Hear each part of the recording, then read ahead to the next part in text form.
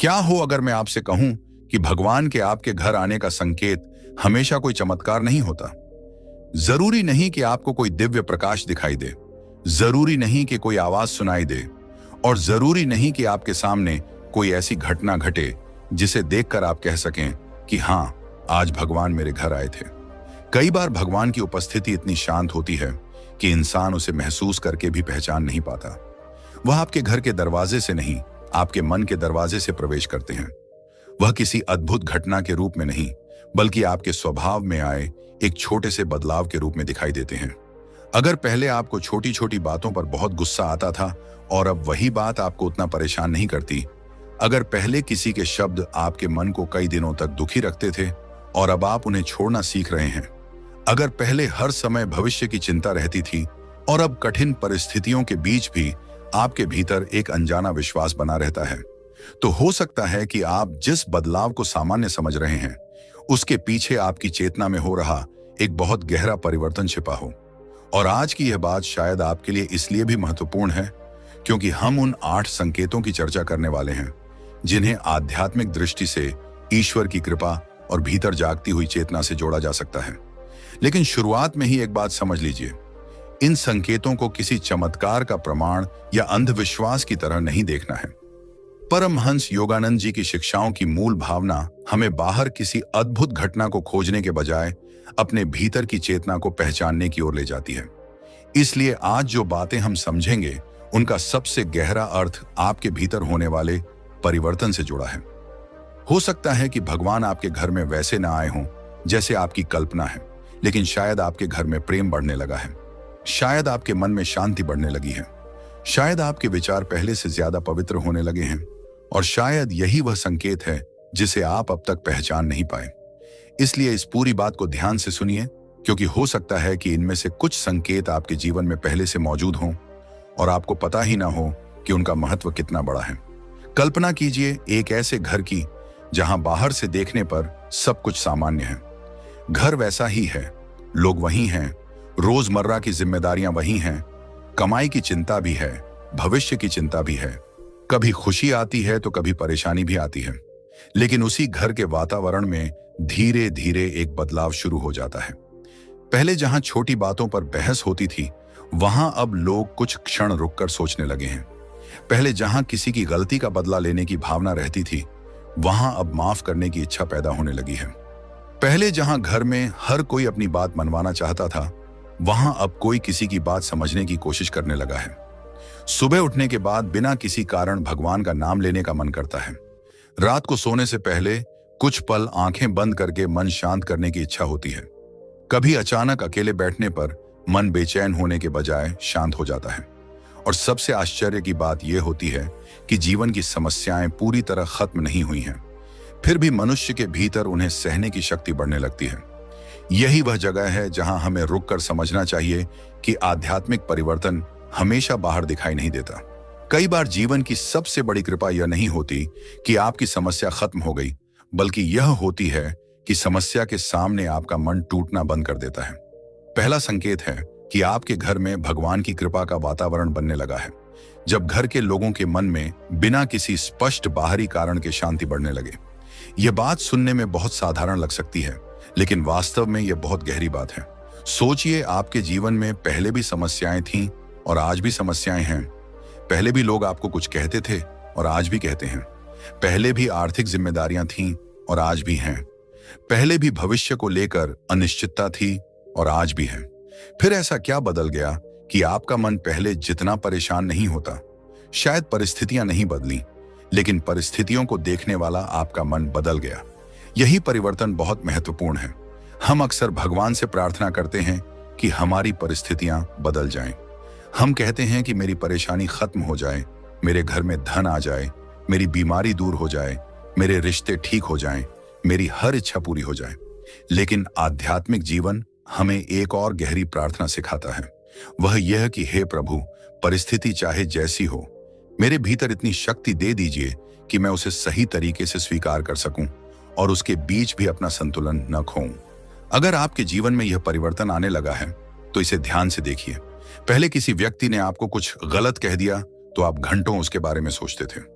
मन में बार बार वही बात घूमती रहती थी। आप कल्पना करते थे कि उसे क्या जवाब देना चाहिए था, अगली बार उसे कैसे बात करनी है, उसे कैसे सबक सिखाना है। लेकिन अब वही स्थिति आती है तो आपके भीतर से आवाज आती है कि जाने दो, हर बात का जवाब देना जरूरी नहीं, हर बहस जीतना जरूरी नहीं, हर व्यक्ति को अपनी बात समझाना जरूरी नहीं। यह बदलाव कमजोरी नहीं है, कई बार यह भीतर की परिपक्वता का संकेत होता है। जिस व्यक्ति को हर समय दूसरों को हराने की जरूरत महसूस होती है, उसके भीतर अभी बहुत संघर्ष है। लेकिन जो व्यक्ति अपनी शांति को किसी बहस से ज्यादा महत्व देने लगता है, वह धीरे धीरे अपने भीतर के केंद्र को पहचान रहा होता है। भगवान की कृपा का अर्थ हमेशा यह नहीं कि आपके जीवन में फूल ही फूल होंगे।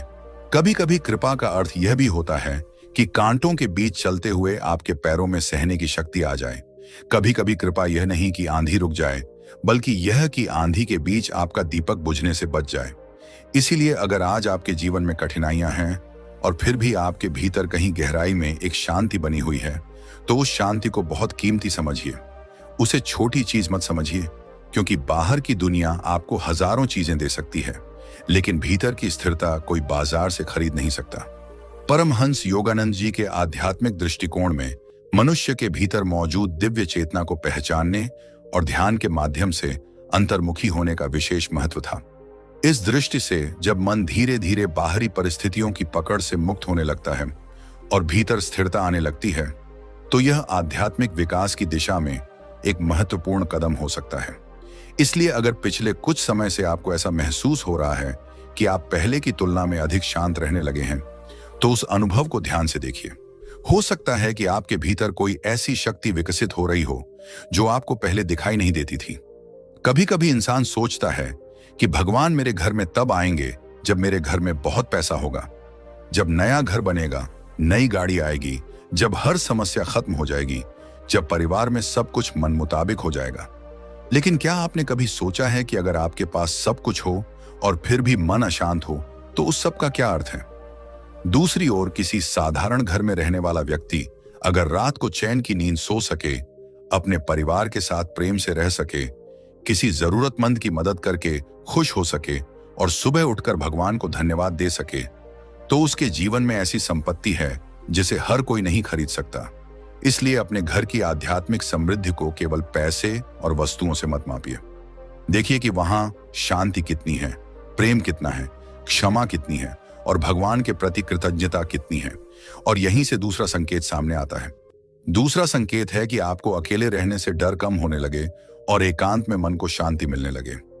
यह संकेत बहुत गहरा है, क्योंकि आज का इंसान लगातार लोगों से घिरा हुआ है। फोन है, सोशल मीडिया है, संदेश हैं, वीडियो हैं, बातचीत है, काम है, मनोरंजन है। लेकिन इन सब के बीच जब वह कुछ मिनट अकेला होता है, तो उसके भीतर बेचैनी उठने लगती है। वह तुरंत फोन उठा लेता है, किसी को कॉल करता है, कोई वीडियो देखने लगता है, क्योंकि उसे अपने ही मन के साथ बैठना कठिन लगता है। लेकिन जब चेतना धीरे धीरे भीतर की ओर मुड़ने लगती है, तो यही अकेलापन एकांत में बदलने लगता है। आप कमरे में अकेले बैठे हैं और फिर भी आपको लगता है कि आप खाली नहीं हैं। बाहर कोई आपसे बात नहीं कर रहा, फिर भी आपके भीतर विचारों का एक शांत संसार है। आप कुछ क्षण आंखें बंद करते हैं और अपनी सांस को महसूस करते हैं। मन में भगवान का नाम आता है। कोई विशेष इच्छा नहीं, कोई मांग नहीं, बस कुछ पल शांत बैठने की इच्छा। यह अवस्था बहुत सुंदर हो सकती है, क्योंकि मनुष्य जब हर समय बाहरी दुनिया से मान्यता मांगना बंद करता है, तब उसे अपने भीतर की आवाज सुनाई देने लगती है। पहले आपको हर समय किसी न किसी व्यक्ति की जरूरत महसूस होती थी। कोई आपकी तारीफ करे, कोई आपकी बात सुने, कोई आपकी परेशानी समझे, कोई आपको महत्व दे। लेकिन अब धीरे धीरे आपको यह समझ आने लगती है कि दूसरों का प्रेम बहुत सुंदर है, लेकिन आपकी आंतरिक शांति की पूरी जिम्मेदारी दूसरों पर नहीं हो सकती। कोई व्यक्ति आपको कितना भी प्यार करे, वह आपके मन के हर डर को हमेशा खत्म नहीं कर सकता। कोई मित्र आपके साथ कितना भी रहे, वह आपके भीतर की हर खाली जगह को हमेशा नहीं भर सकता। अंततः मनुष्य को अपने भीतर उतरना ही पड़ता है। अगर आपको पिछले कुछ समय से सुबह जल्दी उठकर शांत बैठने का मन करता है, अगर रात को सोने से पहले फोन देखने के बजाय कुछ देर मौन में रहने की इच्छा होती है, अगर भीड़ के बीच भी आपको कुछ क्षण अपने लिए चाहिए होते हैं, अगर आप मंदिर जाकर केवल मांगना नहीं बल्कि कुछ समय चुप बैठना चाहते हैं, तो इन अनुभवों को समझने की कोशिश कीजिए। हो सकता है कि आपका मन धीरे धीरे बाहरी शोर से हटकर भीतर की शांति को पहचान रहा हो। लेकिन यहाँ एक बात बहुत जरूरी है, एकांत का अर्थ लोगों से नफरत करना नहीं है। आध्यात्मिकता का अर्थ यह नहीं कि आप अपने परिवार से दूर हो जाएं, दोस्तों से संबंध तोड़ दें या दुनिया की जिम्मेदारियां छोड़ दें, बल्कि वास्तविक परिवर्तन यह है कि आप लोगों के बीच रहकर भी अपने भीतर शांति बनाए रखना सीखें। आप परिवार के साथ हंसें, बच्चों के साथ खेलें, अपने काम को पूरी ईमानदारी से करें, समाज में रहें, लेकिन आपके भीतर एक ऐसा स्थान हो जहां आप कुछ क्षण लौट सकें और खुद को फिर से संतुलित कर सकें। कई बार इंसान अपने घर में भगवान की उपस्थिति खोजने के लिए बाहर संकेत ढूंढता है। वो सोचता है कि अगर कोई विशेष सपना आया, अगर कोई विशेष घटना हुई, अगर कोई अद्भुत संयोग हुआ, तो समझूंगा कि भगवान मेरे घर आए। लेकिन शायद इससे ज्यादा महत्वपूर्ण संकेत यह है कि घर में रहने वाले लोगों को अब एक दूसरे की जरूरत महसूस होने लगी है, लेकिन वे एक दूसरे पर अपनी खुशी पूरी तरह निर्भर नहीं करते। वे प्रेम करते हैं लेकिन अधिकार कम करते हैं। वे साथ रहते हैं लेकिन एक दूसरे की स्वतंत्रता का सम्मान करते हैं। वे प्रार्थना करते हैं लेकिन भगवान से केवल अपनी इच्छा पूरी करने की मांग नहीं करते। जब मनुष्य के भीतर शांति बढ़ती है तो उसके शब्द भी बदलने लगते हैं। पहले वह हर बात का जवाब देता था, अब सोचकर बोलता है। पहले वह किसी की गलती देखकर तुरंत आलोचना करता था, अब समझने की कोशिश करता है। पहले उसे लगता था कि हर समस्या का समाधान तुरंत चाहिए, अब वह धैर्य रखना सीखता है। पहले वह दूसरों के व्यवहार से अपनी भावनाएं तय करता था, अब वह अपने मन की जिम्मेदारी लेना सीखता है। यह सब बहुत धीरे धीरे होता है, इसलिए हमें इसका एहसास भी नहीं होता। और शायद यही वजह है कि आध्यात्मिक यात्रा को बाहर से पहचानना कठिन है। कोई व्यक्ति बाहर से बिल्कुल वही दिख सकता है, लेकिन उसके भीतर पूरी दुनिया बदल चुकी होती है। वही घर, वही कमरा, वही लोग, वही नौकरी, वही जिम्मेदारियां, लेकिन देखने की दृष्टि बदल गई। पहले वह हर चीज में शिकायत खोजता था, अब कृतज्ञता खोजने लगा। पहले वह सोचता था कि मेरे पास क्या नहीं है, अब वह देखता है कि मेरे पास कितना कुछ है। पहले वह दूसरों से तुलना करता था, अब अपने कल से तुलना करता है। पहले वह हर चीज को नियंत्रित करना चाहता था, अब वह अपना कर्म करके परिणाम को स्वीकार करना सीखता है। अगर आपके जीवन में ऐसा कुछ होने लगा है तो आपको किसी विशेष प्रमाण की जरूरत नहीं है। बस उस परिवर्तन को ईमानदारी से देखिए। क्या आप पहले से शांत हैं? क्या आपका मन पहले से अधिक करुणामय है? क्या आपको प्रार्थना में आनंद मिलने लगा है? क्या आप दूसरों की कमियां गिनने के बजाय अपनी कमियों को देखने लगे हैं? क्या आपको अपने भीतर सुधार करने की इच्छा होने लगी है? अगर हाँ, तो यही सबसे सुंदर यात्रा है। और अब जरा अपने घर के बारे में सोचिए। आपके घर में रोज सुबह कैसी ऊर्जा होती है? क्या सुबह उठते ही तनाव शुरू हो जाता है या कुछ क्षण भगवान का नाम लिया जाता है? क्या घर में हर कोई सिर्फ अपनी चिंता में रहता है या कोई किसी दूसरे का हाल भी पूछता है?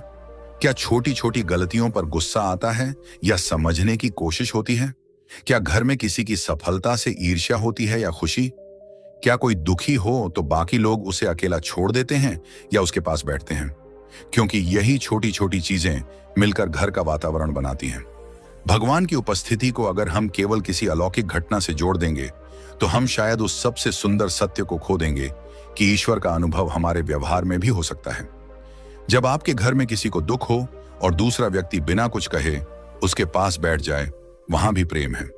जब कोई गलती करे और आप उसे अपमानित करने के बजाय समझाएं, वहां भी करुणा है। जब घर में कठिन समय आए और सब मिलकर एक दूसरे का हाथ पकड़ें, वहां भी विश्वास है। जब सब कुछ ठीक न होने के बावजूद परिवार रात को भगवान का धन्यवाद करे, वहां भी आध्यात्मिकता है। इसलिए अगर आपको लगता है कि आपके घर में पिछले कुछ समय से कुछ बदल रहा है, तो उस बदलाव को पहचानिए। हो सकता है कि यह बदलाव बहुत छोटा हो सकता है कि कोई व्यक्ति अब पहले जितना गुस्सा नहीं करता, हो सकता है कि कोई रोज कुछ मिनट प्रार्थना करने लगा हो सकता है कि किसी को अब दूसरों की मदद करने में खुशी मिलती हो सकता है कि किसी पुराने विवाद को किसी ने माफ कर दिया हो। इन छोटी चीजों को नजरअंदाज मत कीजिए। बड़े आध्यात्मिक परिवर्तन अक्सर छोटे व्यवहारों से शुरू होते हैं। और अगर कभी ऐसा लगे कि आपकी प्रार्थना का उत्तर नहीं मिल रहा, तब भी निराश मत होना।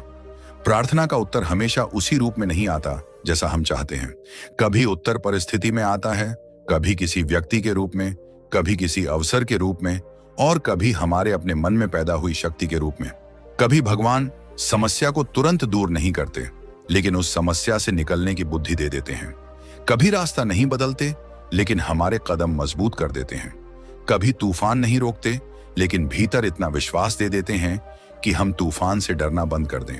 यही कारण है कि अगर आपके घर में शांति बढ़ रही है, तो उसे भगवान की सबसे बड़ी कृपाओं में से एक समझिए। धन कभी कम या ज्यादा हो सकता है, सफलता कभी मिलेगी, कभी नहीं मिलेगी, लोग कभी आपके साथ होंगे, कभी दूर चले जाएंगे, परिस्थितियां कभी आपके पक्ष में होंगी, कभी विपरीत। लेकिन अगर आपके भीतर एक ऐसी शांति पैदा हो गई जो परिस्थितियों के बदलने से पूरी तरह टूटती नहीं, तो आपने जीवन की बहुत बड़ी शक्ति को पहचान लिया है। और अब ध्यान से सुनिए, क्योंकि आगे आने वाले संकेतों में हम यह समझेंगे कि भगवान की कृपा केवल मन की शांति तक सीमित नहीं रहती।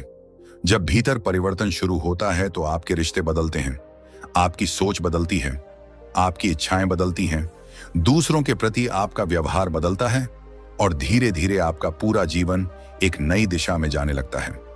हो सकता है कि आपको इसका एहसास अभी ना हो, लेकिन अगर आपके भीतर से अहंकार कम हो रहा है, प्रेम बढ़ रहा है, क्षमा आसान हो रही है और भगवान का स्मरण स्वाभाविक बन रहा है, तो शायद आपके जीवन में वह यात्रा शुरू हो चुकी है जिसे शब्दों में समझाना आसान नहीं।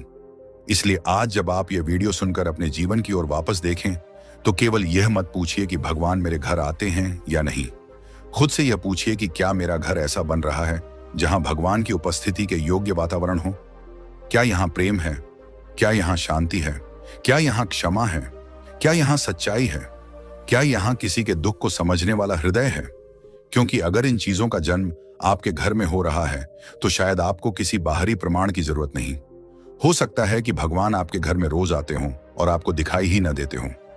हो सकता है कि वह आपकी माँ की प्रार्थना में हो, पिता की मेहनत में हो, बच्चे की मुस्कान में हो, किसी बुजुर्ग की दुआ में हो, किसी गरीब की मदद करते आपके हाथों में हो, और सबसे बढ़कर उस शांत क्षण में हो जब आप आंखें बंद करके बिना कुछ मांगे केवल इतना कहते हैं, हे प्रभु, मुझे अपने रास्ते पर बनाए रखना। और अगर आज की यह बात आपके मन में उतर गई है, तो इसे यहीं समाप्त मत समझिए। आगे हम उन संकेतों की गहराई में जाएंगे जो बताते हैं कि जब घर का वातावरण भीतर से बदलने लगता है, तो व्यक्ति के जीवन में किस तरह के अनुभव आने लगते हैं। क्योंकि असली रहस्य यह नहीं कि भगवान आपके घर आते हैं या नहीं, असली रहस्य यह है कि जब भगवान की याद आपके भीतर जागती है, तो आपका घर, आपका मन और आपका पूरा जीवन धीरे धीरे बदलने क्यों लगता है। कभी कभी हमारे जीवन में ऐसा समय आता है जब बाहर से देखने पर कुछ भी असाधारण नहीं लगता, लेकिन भीतर एक ऐसी हलचल शुरू हो जाती है जिसे शब्दों में समझाना मुश्किल होता है। आप वही इंसान हैं, वही घर है, वही परिवार है, वही काम है, वही जिम्मेदारियां हैं, लेकिन आपकी सोच पहले जैसी नहीं रहती। जिस बात पर पहले आपको बहुत क्रोध आता था, अब उसी बात पर आप कुछ पल शांत रहकर सोच लेते हैं। जिस व्यक्ति की गलती को आप कभी माफ नहीं कर सकते थे, अब उसके लिए आपके मन में थोड़ी करुणा पैदा होने लगती है। पहले आप हर बात का जवाब देना चाहते थे, लेकिन अब आपको लगता है कि हर बात का जवाब देना जरूरी नहीं। पहले आपको लगता था कि दुनिया को बदलना चाहिए, लेकिन अब आप समझने लगते हैं कि असली शुरुआत खुद से करनी होगी। यही वह परिवर्तन है जिसे हमें बहुत ध्यान से समझना चाहिए, क्योंकि आध्यात्मिक यात्रा अक्सर किसी बड़े चमत्कार से नहीं, बल्कि ऐसे छोटे छोटे बदलावों से शुरू होती है जिन्हें दुनिया शायद देख भी न पाए। और जब यह बदलाव आपके घर के एक व्यक्ति से शुरू होकर धीरे धीरे पूरे परिवार के वातावरण में फैलने लगता है, तब घर में एक ऐसी शांति पैदा होती है जिसे केवल शब्दों में नहीं समझाया जा सकता। यह जरूरी नहीं कि हर बार इसे भगवान के सीधे आगमन का प्रमाण कहा जाए, लेकिन यह जरूर कहा जा सकता है कि आपके भीतर और आपके घर के वातावरण में सकारात्मक आध्यात्मिक परिवर्तन हो रहा है। अब जरा उस घर की कल्पना कीजिए जहां हर व्यक्ति अपनी अपनी परेशानियों में उलझा हुआ है। किसी को पैसों की चिंता है, किसी को नौकरी की, किसी को बच्चों के भविष्य की, किसी को रिश्तों की, किसी को अपने सम्मान की। हर व्यक्ति चाहता है कि दूसरा उसे समझे, लेकिन खुद दूसरे को समझने के लिए तैयार नहीं। ऐसे घर में अगर कोई छोटी बात भी हो जाए, तो वह तुरंत बड़ी बहस में बदल जाती है। एक शब्द दूसरे शब्द को जन्म देता है, फिर आवाज ऊंची होती है, फिर पुराने हिसाब सामने आते हैं, और अंत में घर में ऐसा वातावरण बन जाता है जिसमें सभी लोग एक ही छत के नीचे रहते हुए भी एक दूसरे से दूर महसूस करने लगते हैं। लेकिन जब भीतर की चेतना में बदलाव शुरू होता है, तो सबसे पहले शब्दों का स्वर बदलता है। कोई व्यक्ति पहले की तरह तुरंत प्रतिक्रिया नहीं देता। वह कुछ पल रुकता है। वह सोचता कि मेरे सामने जो व्यक्ति है वह भी शायद किसी परेशानी से गुजर रहा होगा। शायद उसकी आवाज में कठोरता है, लेकिन उसके भीतर दर्द है। शायद उसकी बात गलत है, लेकिन उसका मन भी किसी चिंता से भरा है। और जब आप किसी व्यक्ति के व्यवहार के पीछे छिपे दर्द को देखना शुरू करते हैं, तब आपके भीतर क्रोध की जगह करुणा जन्म लेने लगती है। यही एक बहुत बड़ा परिवर्तन है। तीसरा संकेत इसी से जुड़ा है। जब घर में भगवान की कृपा और आध्यात्मिक चेतना का वातावरण बढ़ने लगता है, तो व्यक्ति के भीतर भगवान का स्मरण स्वाभाविक होने लगता है। पहले प्रार्थना केवल तब होती थी जब कोई परेशानी आती थी। परीक्षा है तो भगवान को याद करो, व्यापार में नुकसान हुआ तो भगवान को याद करो, बीमारी आई तो भगवान को याद करो, कोई इच्छा है तो मंदिर जाकर प्रार्थना करो। लेकिन धीरे धीरे जब मन भीतर की ओर मुड़ता है तो प्रार्थना का अर्थ बदल जाता है। अब व्यक्ति भगवान को केवल मांगने के लिए याद नहीं करता, वह बिना किसी मांग के भी भगवान को याद करता है। सुबह आंख खुलती है तो मन में एक धन्यवाद आता है। रात को सोने से पहले मन कहता है कि आज जो कुछ मिला उसके लिए धन्यवाद। रास्ते में चलते हुए अचानक भगवान का नाम याद आ जाता है। किसी सुंदर दृश्य को देखकर मन कहता है कि कितनी अद्भुत रचना है। किसी जरूरतमंद की मदद करने के बाद मन में एक शांति महसूस होती है। और सबसे सुंदर बात यह होती है कि धीरे धीरे प्रार्थना मांग से धन्यवाद की यात्रा बन जाती है। यही परिवर्तन बहुत गहरा है, क्योंकि जब तक इंसान भगवान को केवल अपनी इच्छाएं पूरी करने वाला माध्यम समझता है, तब तक उसका संबंध भी इच्छाओं के साथ जुड़ा रहता है। इच्छा पूरी हुई तो भगवान अच्छे लगते हैं, इच्छा पूरी नहीं हुई तो शिकायत शुरू हो जाती है। लेकिन जब मनुष्य भगवान को अपने जीवन की चेतना, अपने अस्तित्व के आधार और अपने भीतर की शांति के रूप में महसूस करने लगता है, तब उसका संबंध धीरे धीरे मांग से ऊपर उठने लगता है। वह कहता है, प्रभु, मुझे यह नहीं चाहिए कि हर परिस्थिति मेरी इच्छा के अनुसार हो। मुझे इतना चाहिए कि परिस्थिति चाहे जैसी हो, मैं अपना संतुलन न खोऊं। मुझे सही और गलत में अंतर समझने की बुद्धि दीजिए। मुझे अपने अहंकार को पहचानने की शक्ति दीजिए। मुझे दूसरों के दुख को समझने वाला हृदय दीजिए। मुझे ऐसा जीवन दीजिए जिसमें मेरे कारण किसी को अनावश्यक पीड़ा न मिले। अगर आपके घर में किसी व्यक्ति के भीतर ऐसी प्रार्थना जन्म लेने लगी है, तो उसे बहुत महत्वपूर्ण समझिए, क्योंकि यह केवल पूजा पाठ में बढ़ोतरी नहीं है, यह चेतना में परिवर्तन का संकेत हो सकता है। भगवान के सामने बैठते समय अगर आपकी पहली इच्छा यह नहीं रहती कि मुझे धन दो, मुझे सफलता दो, मेरी समस्या खत्म करो, बल्कि यह होती है कि प्रभु, मुझे सही मार्ग पर बनाए रखो, मेरे मन को शुद्ध रखो और मुझे अच्छे कर्म करने की शक्ति दो, तो समझिए कि आपकी प्रार्थना गहरी हो रही है। कई बार हम सोचते हैं कि भगवान हमारे घर में तभी आते हैं जब घर में कोई बड़ा धार्मिक आयोजन हो, बहुत पूजा हो, बड़े बड़े मंत्र पढ़े जाएं, घंटियां बजें, दीपक जलें, मंदिर सजाया जाए। ये सभी चीजें अपनी जगह सुंदर हैं और भक्ति का हिस्सा हो सकती हैं, लेकिन भगवान की उपस्थिति को केवल बाहरी कर्मकांड तक सीमित कर देना आध्यात्मिकता की गहराई को छोटा कर देता है। अगर घर में बहुत पूजा होती है लेकिन एक दूसरे के प्रति कठोरता है, अगर मंदिर में सिर झुकता है लेकिन घर के बुजुर्गों का सम्मान नहीं होता, अगर भगवान के सामने हाथ जोड़ते हैं लेकिन जरूरतमंद को देखकर दिल बंद हो जाता है, तो हमें अपने भीतर झांकने की जरूरत है, क्योंकि भक्ति का प्रभाव हमारे व्यवहार में दिखाई देना चाहिए। अगर भगवान का नाम लेने के बाद हमारा क्रोध थोड़ा कम हो जाए, अगर प्रार्थना के बाद हमारी वाणी थोड़ी मधुर हो जाए, अगर ध्यान के बाद हमारा अहंकार थोड़ा कम हो जाए, अगर पूजा के बाद हम किसी को क्षमा कर सकें, तो हमारी साधना हमारे जीवन में उतर रही है। और जब यह परिवर्तन घर में दिखाई देने लगता है, तो घर का वातावरण धीरे धीरे बदलता है। पहले जहां बात बात पर तनाव था, वहां संवाद बढ़ने लगता है। पहले जहां हर व्यक्ति अपनी बात साबित करना चाहता था, वहां लोग एक दूसरे की बात सुनने लगते हैं। पहले जहां गलती होने पर अपमान होता था, वहां गलती सुधारने का अवसर दिया जाता है। पहले जहां पुराने विवाद बार बार उठाए जाते थे, वहां लोग धीरे धीरे अतीत को छोड़ना सीखते हैं। यह कोई अचानक होने वाली घटना नहीं होती, यह धीरे धीरे होता है। कभी एक व्यक्ति बदलता है, फिर उसके बदलने से दूसरे का व्यवहार बदलता है और धीरे धीरे पूरा वातावरण प्रभावित होने लगता है। कई बार आप सोचेंगे कि मैं ही क्यों बदलूं, सामने वाला क्यों नहीं बदलता? लेकिन आध्यात्मिक जीवन का एक बड़ा रहस्य यही है कि आप दूसरे के बदलने का इंतजार करते रहेंगे तो शायद आपका जीवन वहीं खड़ा रह जाएगा। लेकिन अगर आप खुद बदलना शुरू कर दें, तो वातावरण बदलने की संभावना पैदा होती है। मान लीजिए घर में किसी बात पर रोज झगड़ा होता है।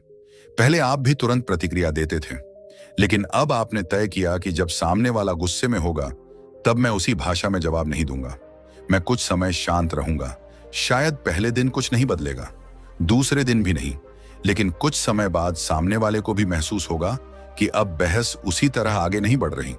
धीरे धीरे उसका व्यवहार बदल सकता है। यही कारण है कि एक व्यक्ति का शांत होना पूरे घर की ऊर्जा बदल सकता है। यहां ऊर्जा से हमारा अर्थ किसी रहस्यमय शक्ति का दावा नहीं, बल्कि घर के भावनात्मक और मानसिक वातावरण से है। जिस घर में हर समय डर, गुस्सा, शिकायत और अपमान हो, वहां रहने वाले लोगों का मन स्वाभाविक रूप से तनाव में रहता है। और जिस घर में सम्मान, प्रेम, प्रार्थना, संवाद और क्षमा हो, वहां वातावरण अलग महसूस होता है।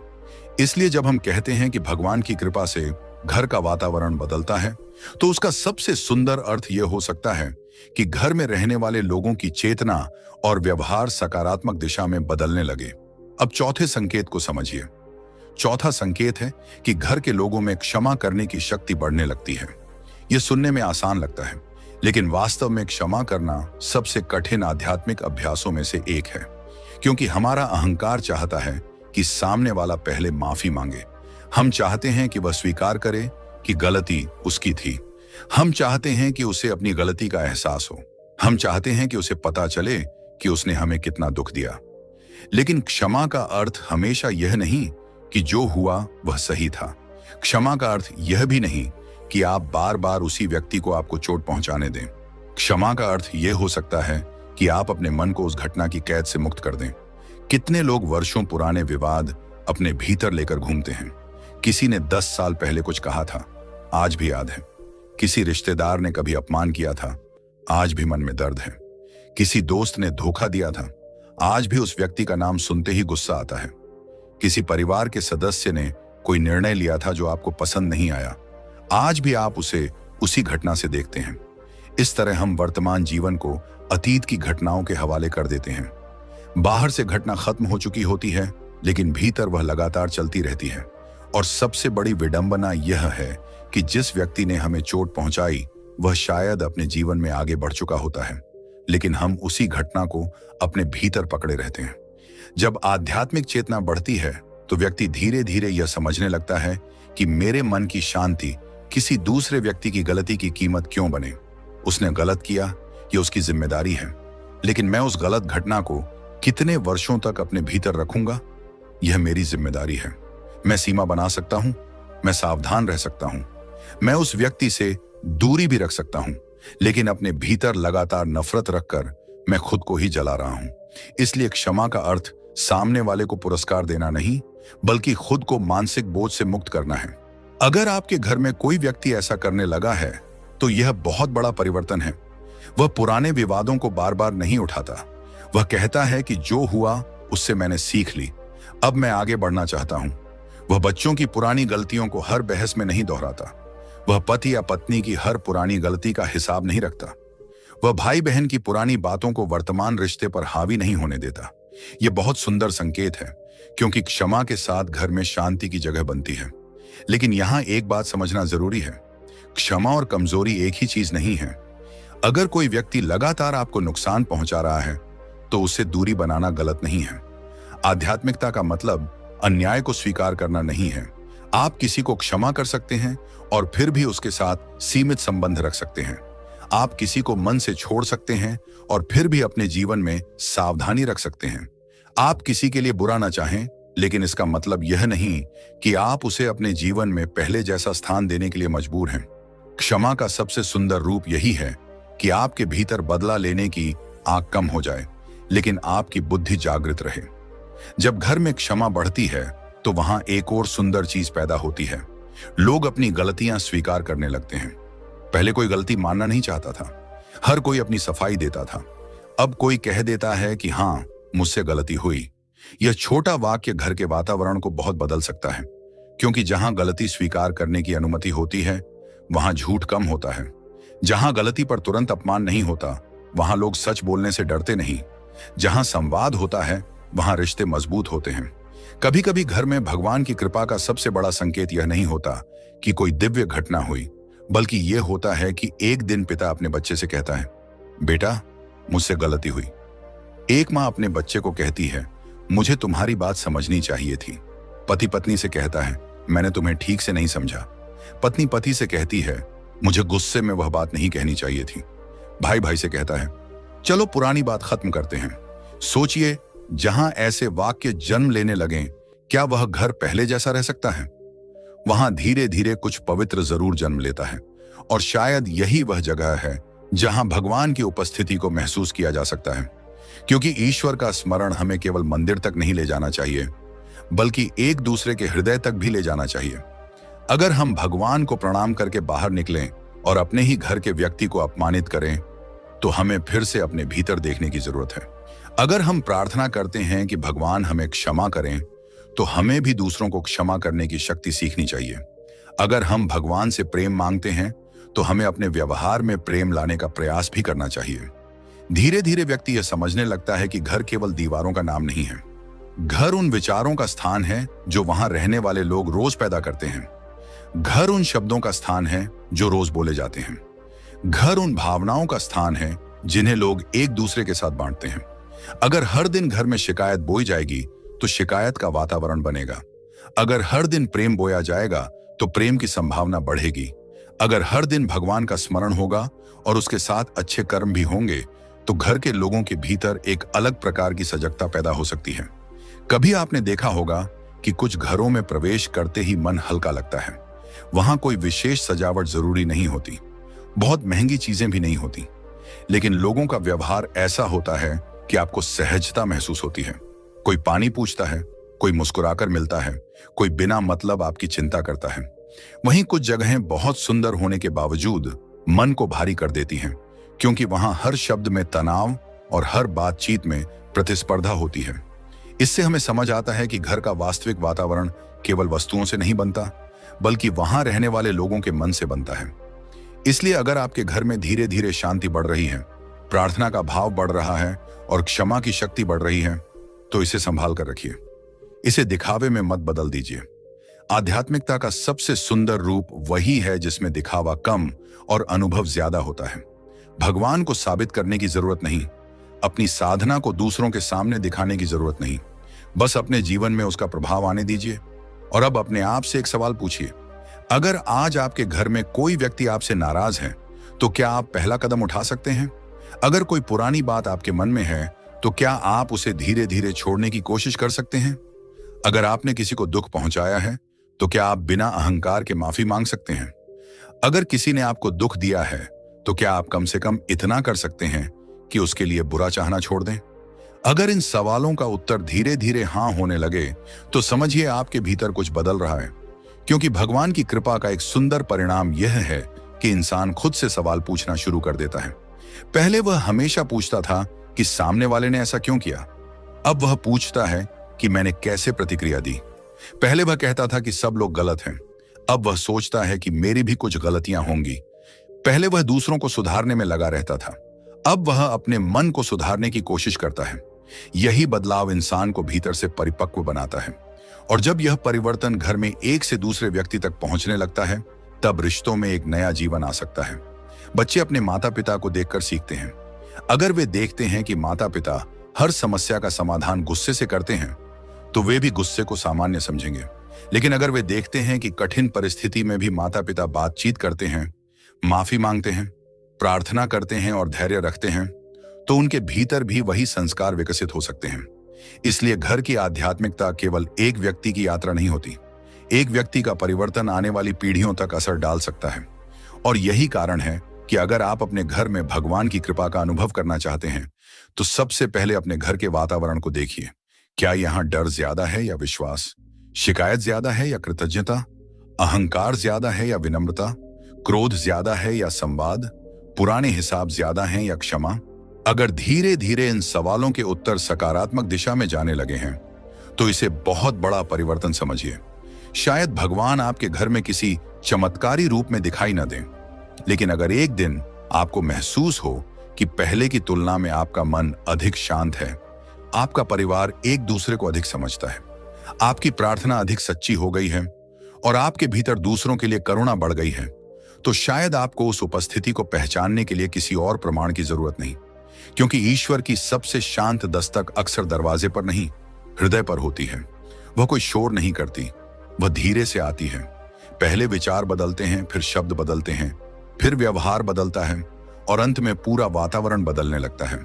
और जब आप पीछे मुड़कर देखते हैं तो समझ आता है कि जिस बदलाव का इंतजार आप बाहर कर रहे थे वह तो कब का भीतर शुरू हो चुका था। इसलिए अगर आपके घर में भगवान का नाम लेने की इच्छा बढ़ रही है, अगर आपको बिना कारण कुछ समय शांत बैठने का मन करता है, अगर आप दूसरों को क्षमा करने लगे हैं, अगर आपका क्रोध पहले से कम हुआ है, अगर आपकी प्रार्थना मांगने से ज्यादा धन्यवाद बन रही है, तो इस परिवर्तन को संभाल कर रखिए। इसे दुनिया को दिखाने की जरूरत नहीं, बस इसे अपने जीवन में गहराई से उतरने दीजिए, क्योंकि आने वाले संकेत इससे भी अधिक गहरे हैं। जब मनुष्य की चेतना बदलती है तब केवल उसकी प्रार्थना नहीं बदलती, उसकी इच्छाएं भी बदलने लगती हैं। उसे वही चीजें महत्वपूर्ण लगना बंद हो जाती हैं जिनके पीछे वह पूरी जिंदगी भागता रहा था। उसे दूसरों की सफलता देखकर जलन के बजाय खुशी होने लगती है। उसे किसी जरूरतमंद की मदद करके जो आनंद मिलता है वह किसी वस्तु को खरीदने से मिले आनंद से बड़ा लगने लगता है। और तब धीरे धीरे उसे समझ आने लगता है कि भगवान को पाने का रास्ता शायद बाहर नहीं, बल्कि उसी हृदय के भीतर से होकर जाता है जिसे वह वर्षों से नजरअंदाज करता आया था। और जब यह समझ गहरी होती है तब इंसान भगवान से यह नहीं पूछता कि आप मेरे घर कब आएंगे। वह चुप होकर महसूस करता है कि शायद आप तो हमेशा से यहीं थे, बस मेरी आंखें बाहर देखने में इतनी व्यस्त थीं कि मैं भीतर का प्रकाश देख ही नहीं पाया।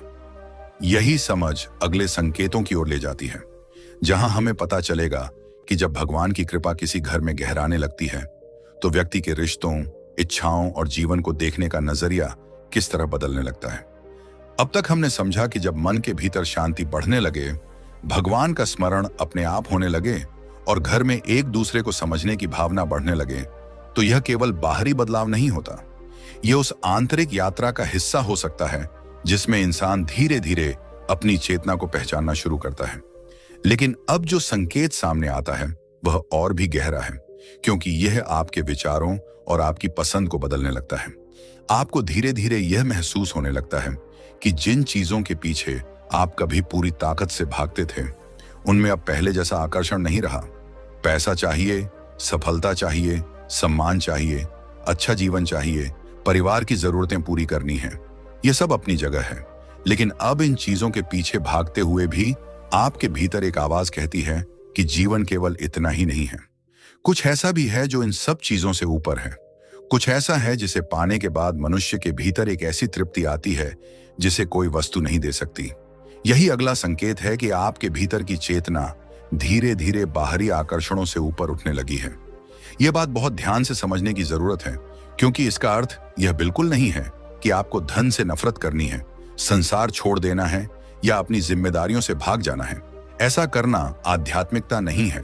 आध्यात्मिकता का अर्थ है संसार में रहते हुए संसार को अपने भीतर का मालिक न बनने देना। पैसा आपके पास हो सकता है लेकिन आपका मन पैसे का गुलाम ना हो।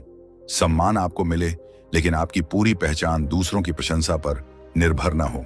सफलता मिले लेकिन सफलता मिलने के बाद आपका अहंकार इतना ना बढ़े कि आप अपने ही लोगों को छोटा समझने लगें। और असफलता आए तो आपका आत्मविश्वास पूरी तरह न टूटे। जब मनुष्य इस संतुलन को सीखने लगता है तब उसकी चेतना एक नई दिशा में बढ़ती है। कभी आपने गौर किया है कि बचपन में हमें कितनी छोटी छोटी चीजों में खुशी मिलती थी?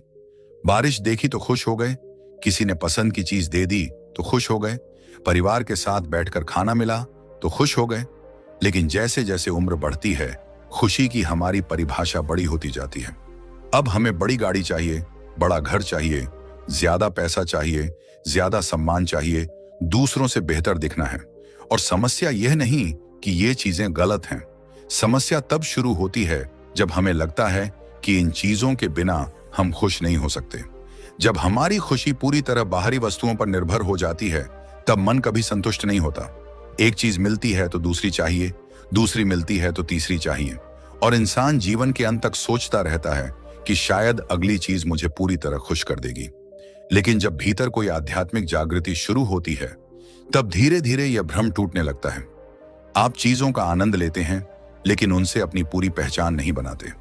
आप सफलता चाहते हैं लेकिन सफलता को जीवन का अंतिम उद्देश्य नहीं मानते।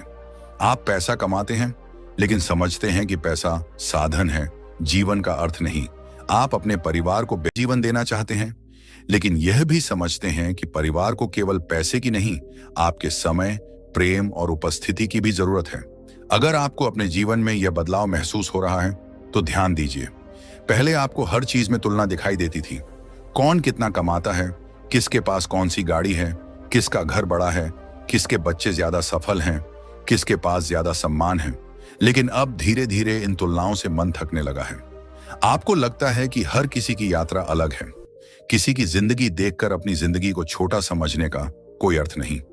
किसी के पास ज्यादा है तो उसे देखकर जलने के बजाय आप अपने कर्म पर ध्यान देने लगते हैं। किसी की सफलता देखकर आपको प्रेरणा मिलती है, लेकिन अपने भीतर हीनता नहीं पैदा होती। यह एक बहुत सुंदर बदलाव है, क्योंकि ईर्ष्या मन को भीतर से खाती है। जब आप किसी दूसरे की सफलता देखकर दुखी होते हैं, तो उस व्यक्ति को कोई नुकसान नहीं होता। उसका जीवन अपनी गति से चलता रहता है, लेकिन आपके भीतर अशांति पैदा होती रहती है। इसीलिए जब मनुष्य दूसरे की खुशी में खुशी महसूस करना सीखता है, तो उसके भीतर एक बहुत बड़ी गांठ खुलती है। वह समझता है कि दूसरे का प्रकाश मेरे प्रकाश को कम नहीं करता। किसी दूसरे की सफलता का अर्थ मेरी असफलता नहीं है। किसी दूसरे के पास ज्यादा धन है तो इसका अर्थ यह नहीं कि मेरे जीवन का मूल्य कम है। किसी दूसरे की यात्रा तेज है तो इसका मतलब यह नहीं कि मेरी यात्रा गलत है।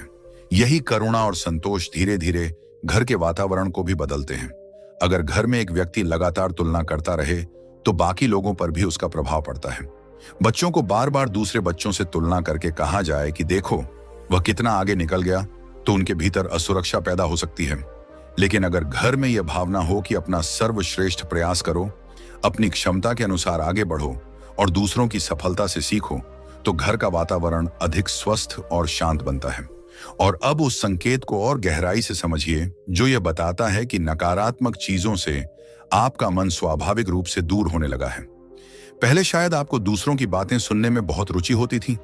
किसने क्या किया, किसका रिश्ता टूट गया, किसका व्यापार खराब हो गया, कौन किससे लड़ रहा है, किसने किसके बारे में क्या कहा। ऐसी बातें कुछ समय के लिए मनोरंजन देती हैं, लेकिन धीरे धीरे मन के भीतर वही चीजें जमा होती जाती हैं। हम सोचते हैं कि हम सिर्फ सुन रहे हैं, लेकिन हमारा मन हर चीज को अपने भीतर दर्ज कर रहा होता है। जब चेतना के प्रति जागरूकता बढ़ती है, तो व्यक्ति अपने मन की रक्षा करना सीखता है। उसे महसूस होने लगता है कि हर बात सुनना जरूरी नहीं, हर विवाद में शामिल होना जरूरी नहीं, हर व्यक्ति की आलोचना करना जरूरी नहीं, हर अफवाह जानना जरूरी नहीं, हर बहस में अपनी राय देना जरूरी नहीं। वह समझता है कि मेरा ध्यान मेरी सबसे बड़ी संपत्ति है। जहां मैं अपना ध्यान देता हूं, वहां मेरी मानसिक ऊर्जा जाती है। इसलिए अब वह सोच समझकर तय करता है कि किस चीज को अपने मन में प्रवेश देना है। यह बदलाव बाहर से देखने पर बहुत छोटा लगता है, लेकिन भीतर से बहुत बड़ा होता है। क्योंकि पहले मन हर चीज को पकड़ लेता था। किसी ने कुछ कहा, मन ने पकड़ लिया। किसी ने सोशल मीडिया पर कुछ पोस्ट किया, मन ने पकड़ लिया। किसी ने आलोचना की, मन ने पकड़ लिया। किसी ने अपमान किया, मन ने पकड़ लिया। कोई दुखद खबर आई, मन घंटों उसी में उलझा रहा।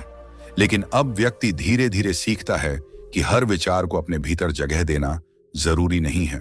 यहां एक सुंदर बात समझिए, मन एक घर की तरह है। जैसे आप अपने घर में हर अजनबी को आकर रहने की अनुमति नहीं देते, वैसे ही आपको अपने मन में भी हर विचार को स्थायी जगह नहीं देनी चाहिए। कोई नकारात्मक विचार आया तो इसका अर्थ यह नहीं कि वह सच है। कोई डर आया तो इसका अर्थ यह नहीं कि भविष्य वैसा ही होगा। किसी ने आपके बारे में गलत कहा तो इसका अर्थ यह नहीं कि आप वैसे ही हैं। किसी की राय आपके अस्तित्व की अंतिम सच्चाई नहीं है। जब यह समझ धीरे धीरे मजबूत होने लगती है, तब व्यक्ति भीतर से स्वतंत्र होने लगता है। और यही वह स्थिति है जहां उसे समझ आता है कि शांति बाहर की दुनिया को नियंत्रित करके नहीं, बल्कि अपने भीतर की प्रतिक्रिया को समझ कर आती है। अगर आपके घर में लोग अब बेवजह की लड़ाइयों से बचने लगे हैं, अगर टीवी, मोबाइल या सोशल मीडिया से मिलने वाली हर नकारात्मक खबर पर घंटों चर्चा नहीं होती, अगर परिवार के लोग एक दूसरे को नीचे दिखाने के बजाय सकारात्मक बातचीत करने लगे हैं, तो यह भी एक सुंदर संकेत है।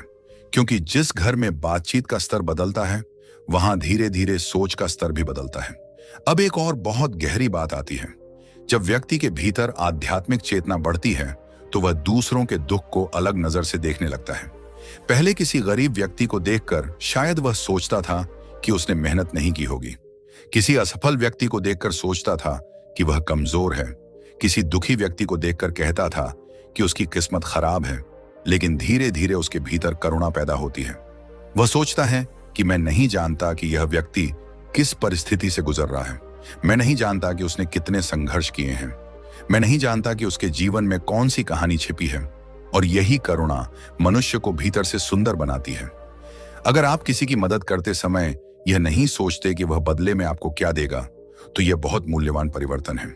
अगर आप किसी जरूरतमंद को खाना देते हैं और उसके बाद सोशल मीडिया पर दिखाने की जरूरत महसूस नहीं करते, तो आपके कर्म में एक अलग प्रकार की सच्चाई है। अगर आप किसी दुखी व्यक्ति की बात सुनते हैं और तुरंत सलाह देने के बजाय पहले उसे समझने की कोशिश करते हैं, तो आपके भीतर करुणा बढ़ रही है।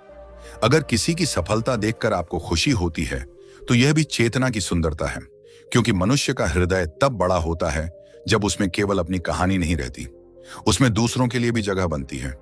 अगर धीरे धीरे इन सवालों के उत्तर सकारात्मक दिशा में जाने लगे हैं, तो इसे बहुत बड़ा परिवर्तन समझिए।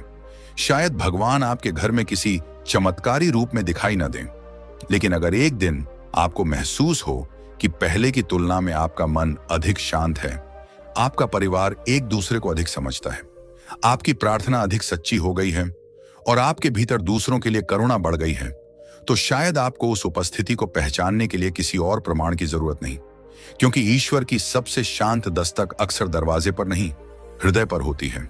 वह कोई शोर नहीं करती, वह धीरे से आती है। पहले विचार बदलते हैं, फिर शब्द बदलते हैं, फिर व्यवहार बदलता है और अंत में पूरा वातावरण बदलने लगता है। और जब आप पीछे मुड़कर देखते हैं, तो समझ आता है कि जिस बदलाव का इंतजार आप बाहर कर रहे थे, वह तो कब का भीतर शुरू हो चुका था। इसलिए अगर आपके घर में भगवान का नाम लेने की इच्छा बढ़ रही है, अगर आपको बिना कारण कुछ समय शांत बैठने का मन करता है, अगर आप दूसरों को क्षमा करने लगे हैं, अगर आपका क्रोध पहले से कम हुआ है, अगर आपकी प्रार्थना मांगने से ज्यादा धन्यवाद बन रही है, तो इस परिवर्तन को संभाल कर रखिए। इसे दुनिया को दिखाने की जरूरत नहीं, बस इसे अपने जीवन में गहराई से उतरने दीजिए, क्योंकि आने वाले संकेत इससे भी अधिक गहरे हैं। जब मनुष्य की चेतना बदलती है, तब केवल उसकी प्रार्थना नहीं बदलती, उसकी इच्छाएं भी बदलने लगती हैं। उसे वही चीजें महत्वपूर्ण लगना बंद हो जाती हैं जिनके पीछे वह पूरी जिंदगी भागता रहा था। उसे दूसरों की सफलता देखकर जलन के बजाय खुशी होने लगती है। उसे किसी जरूरतमंद की मदद करके जो आनंद मिलता है, वह किसी वस्तु को खरीदने से मिले आनंद से बड़ा लगने लगता है। और तब धीरे धीरे उसे समझ आने लगता है कि भगवान को पाने का रास्ता शायद बाहर नहीं, बल्कि उसी हृदय के भीतर से होकर जाता है जिसे वह वर्षों से नजरअंदाज करता आया था। और जब यह समझ गहरी होती है, तब इंसान भगवान से यह नहीं पूछता कि आप मेरे घर कब आएंगे। वह चुप होकर महसूस करता है कि शायद आप तो हमेशा से यहीं थे, बस मेरी आंखें बाहर देखने में इतनी व्यस्त थीं कि मैं भीतर का प्रकाश देख ही नहीं पाया। यही समझ अगले संकेतों की ओर ले जाती है, जहां हमें पता चलेगा कि जब भगवान की कृपा किसी घर में गहराने लगती है, तो व्यक्ति के रिश्तों, इच्छाओं और जीवन को देखने का नजरिया किस तरह बदलने लगता है। अब तक हमने समझा कि जब मन के भीतर शांति बढ़ने लगे, भगवान का स्मरण अपने आप होने लगे और घर में एक दूसरे को समझने की भावना बढ़ने लगे, तो यह केवल बाहरी बदलाव नहीं होता, यह उस आंतरिक यात्रा का हिस्सा हो सकता है जिसमें इंसान धीरे धीरे अपनी चेतना को पहचानना शुरू करता है। लेकिन अब जो संकेत सामने आता है वह और भी गहरा है, क्योंकि यह आपके विचारों और आपकी पसंद को बदलने लगता है। आपको धीरे धीरे यह महसूस होने लगता है कि जिन चीजों के पीछे आप कभी पूरी ताकत से भागते थे, उनमें अब पहले जैसा आकर्षण नहीं रहा। पैसा चाहिए, सफलता चाहिए, सम्मान चाहिए, अच्छा जीवन चाहिए, परिवार की जरूरतें पूरी करनी है, यह सब अपनी जगह है। लेकिन अब इन चीजों के पीछे भागते हुए भी आपके भीतर एक आवाज कहती है कि जीवन केवल इतना ही नहीं है, कुछ ऐसा भी है जो इन सब चीजों से ऊपर है। कुछ ऐसा है जिसे पाने के बाद मनुष्य के भीतर एक ऐसी तृप्ति आती है जिसे कोई वस्तु नहीं दे सकती। यही अगला संकेत है कि आपके भीतर की चेतना धीरे धीरे बाहरी आकर्षणों से ऊपर उठने लगी है। यह बात बहुत ध्यान से समझने की जरूरत है, क्योंकि इसका अर्थ यह बिल्कुल नहीं है कि आपको धन से नफरत करनी है, संसार छोड़ देना है या अपनी जिम्मेदारियों से भाग जाना है। ऐसा करना आध्यात्मिकता नहीं है। आध्यात्मिकता का अर्थ है संसार में रहते हुए संसार को अपने भीतर का मालिक न बनने देना। पैसा आपके पास हो सकता है, लेकिन आपका मन पैसे का गुलाम ना हो। सम्मान आपको मिले, लेकिन आपकी पूरी पहचान दूसरों की प्रशंसा पर निर्भर ना हो। सफलता मिले, लेकिन सफलता मिलने के बाद आपका अहंकार इतना ना बढ़े कि आप अपने ही लोगों को छोटा समझने लगें। और असफलता आए तो आपका आत्मविश्वास पूरी तरह न टूटे। जब मनुष्य इस संतुलन को सीखने लगता है, तब उसकी चेतना एक नई दिशा में बढ़ती है। कभी आपने गौर किया है कि बचपन में हमें कितनी छोटी छोटी चीजों में खुशी मिलती थी? बारिश देखी तो खुश हो गए, किसी ने पसंद की चीज दे दी तो खुश हो गए, परिवार के साथ बैठकर खाना मिला तो खुश हो गए। लेकिन जैसे जैसे उम्र बढ़ती है, खुशी की हमारी परिभाषा बड़ी होती जाती है। अब हमें बड़ी गाड़ी चाहिए, बड़ा घर चाहिए, ज्यादा पैसा चाहिए, ज्यादा सम्मान चाहिए, दूसरों से बेहतर दिखना है। और समस्या यह नहीं कि ये चीजें गलत हैं। समस्या तब शुरू होती है जब हमें लगता है कि इन चीजों के बिना हम खुश नहीं हो सकते। जब हमारी खुशी पूरी तरह बाहरी वस्तुओं पर निर्भर हो जाती है, तब मन कभी संतुष्ट नहीं होता। एक चीज मिलती है तो दूसरी चाहिए, दूसरी मिलती है तो तीसरी चाहिए, और इंसान जीवन के अंत तक सोचता रहता है कि शायद अगली चीज मुझे पूरी तरह खुश कर देगी। लेकिन जब भीतर कोई आध्यात्मिक जागृति शुरू होती है, तब धीरे धीरे यह भ्रम टूटने लगता है। आप चीजों का आनंद लेते हैं, लेकिन उनसे अपनी पूरी पहचान नहीं बनाते। आप सफलता चाहते हैं, लेकिन सफलता को जीवन का अंतिम उद्देश्य नहीं मानते। आप पैसा कमाते हैं, लेकिन समझते हैं कि पैसा साधन है, जीवन का अर्थ नहीं। आप अपने परिवार को बेहतर जीवन देना चाहते हैं, लेकिन यह भी समझते हैं कि परिवार को केवल पैसे की नहीं, आपके समय, प्रेम और उपस्थिति की भी जरूरत है। अगर आपको अपने जीवन में यह बदलाव महसूस हो रहा है, तो ध्यान दीजिए। पहले आपको हर चीज में तुलना दिखाई देती थी। कौन कितना कमाता है, किसके पास कौन सी गाड़ी है, किसका घर बड़ा है, किसके बच्चे ज्यादा सफल हैं, किसके पास ज्यादा सम्मान है। लेकिन अब धीरे धीरे इन तुलनाओं से मन थकने लगा है। आपको लगता है कि हर किसी की यात्रा अलग है। किसी की जिंदगी देखकर अपनी जिंदगी को छोटा समझने का कोई अर्थ नहीं। किसी के पास ज्यादा है तो उसे देखकर जलने के बजाय आप अपने कर्म पर ध्यान देने लगते हैं। किसी की सफलता देखकर आपको प्रेरणा मिलती है, लेकिन अपने भीतर हीनता नहीं पैदा होती। यह एक बहुत सुंदर बदलाव है, क्योंकि ईर्ष्या मन को भीतर से खाती है। जब आप किसी दूसरे की सफलता देखकर दुखी होते हैं, तो उस व्यक्ति को कोई नुकसान नहीं होता। उसका जीवन अपनी गति से चलता रहता है, लेकिन आपके भीतर अशांति पैदा होती रहती है। इसीलिए जब मनुष्य दूसरे की खुशी में खुशी महसूस करना सीखता है, तो उसके भीतर एक बहुत बड़ी गांठ खुलती है। वह समझता है कि दूसरे का प्रकाश मेरे प्रकाश को कम नहीं करता। किसी दूसरे की सफलता का अर्थ मेरी असफलता नहीं है। किसी दूसरे के पास ज्यादा धन है तो इसका अर्थ यह नहीं कि मेरे जीवन का मूल्य कम है। किसी दूसरे की यात्रा तेज है तो इसका मतलब यह नहीं कि मेरी यात्रा गलत है। यही करुणा और संतोष धीरे धीरे घर के वातावरण को भी बदलते हैं। अगर घर में एक व्यक्ति लगातार तुलना करता रहे, तो बाकी लोगों पर भी उसका प्रभाव पड़ता है। बच्चों को बार बार दूसरे बच्चों से तुलना करके कहा जाए कि देखो वह कितना आगे निकल गया, तो उनके भीतर असुरक्षा पैदा हो सकती है। लेकिन अगर घर में यह भावना हो कि अपना सर्वश्रेष्ठ प्रयास करो, अपनी क्षमता के अनुसार आगे बढ़ो और दूसरों की सफलता से सीखो, तो घर का वातावरण अधिक स्वस्थ और शांत बनता है।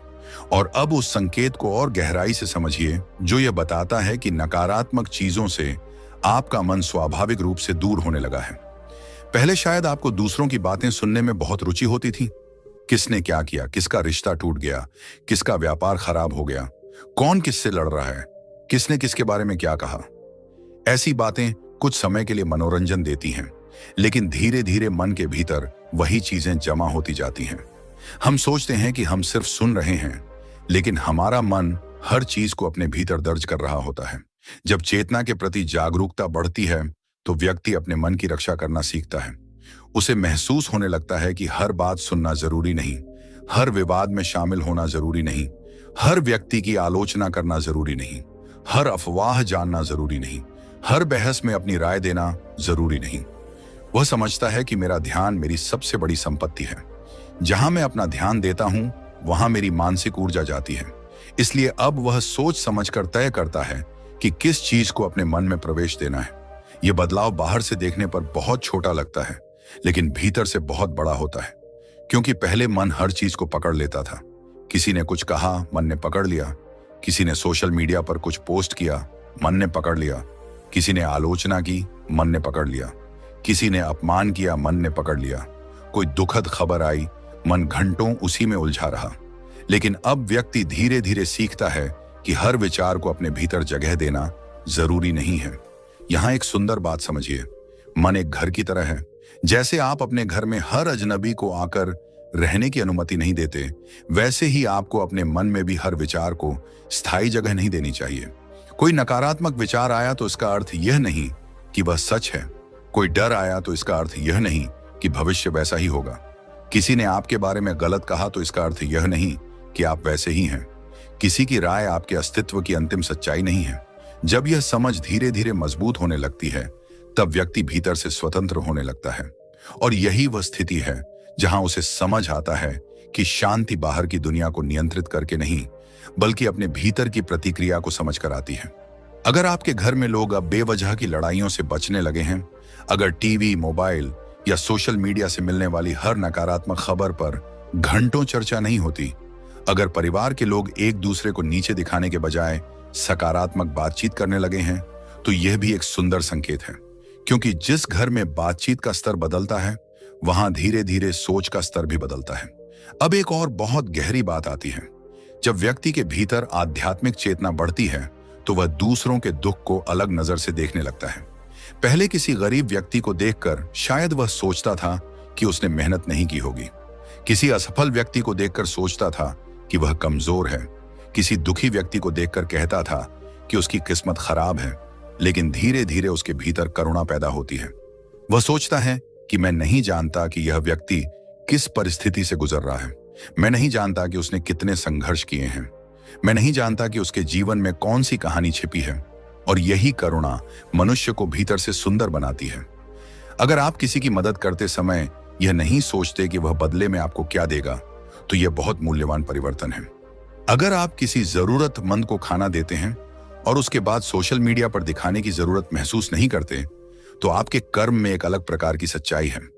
अगर आप किसी दुखी व्यक्ति की बात सुनते हैं और तुरंत सलाह देने के बजाय पहले उसे समझने की कोशिश करते हैं, तो आपके भीतर करुणा बढ़ रही है। अगर किसी की सफलता देखकर आपको खुशी होती है, तो यह भी चेतना की सुंदरता है।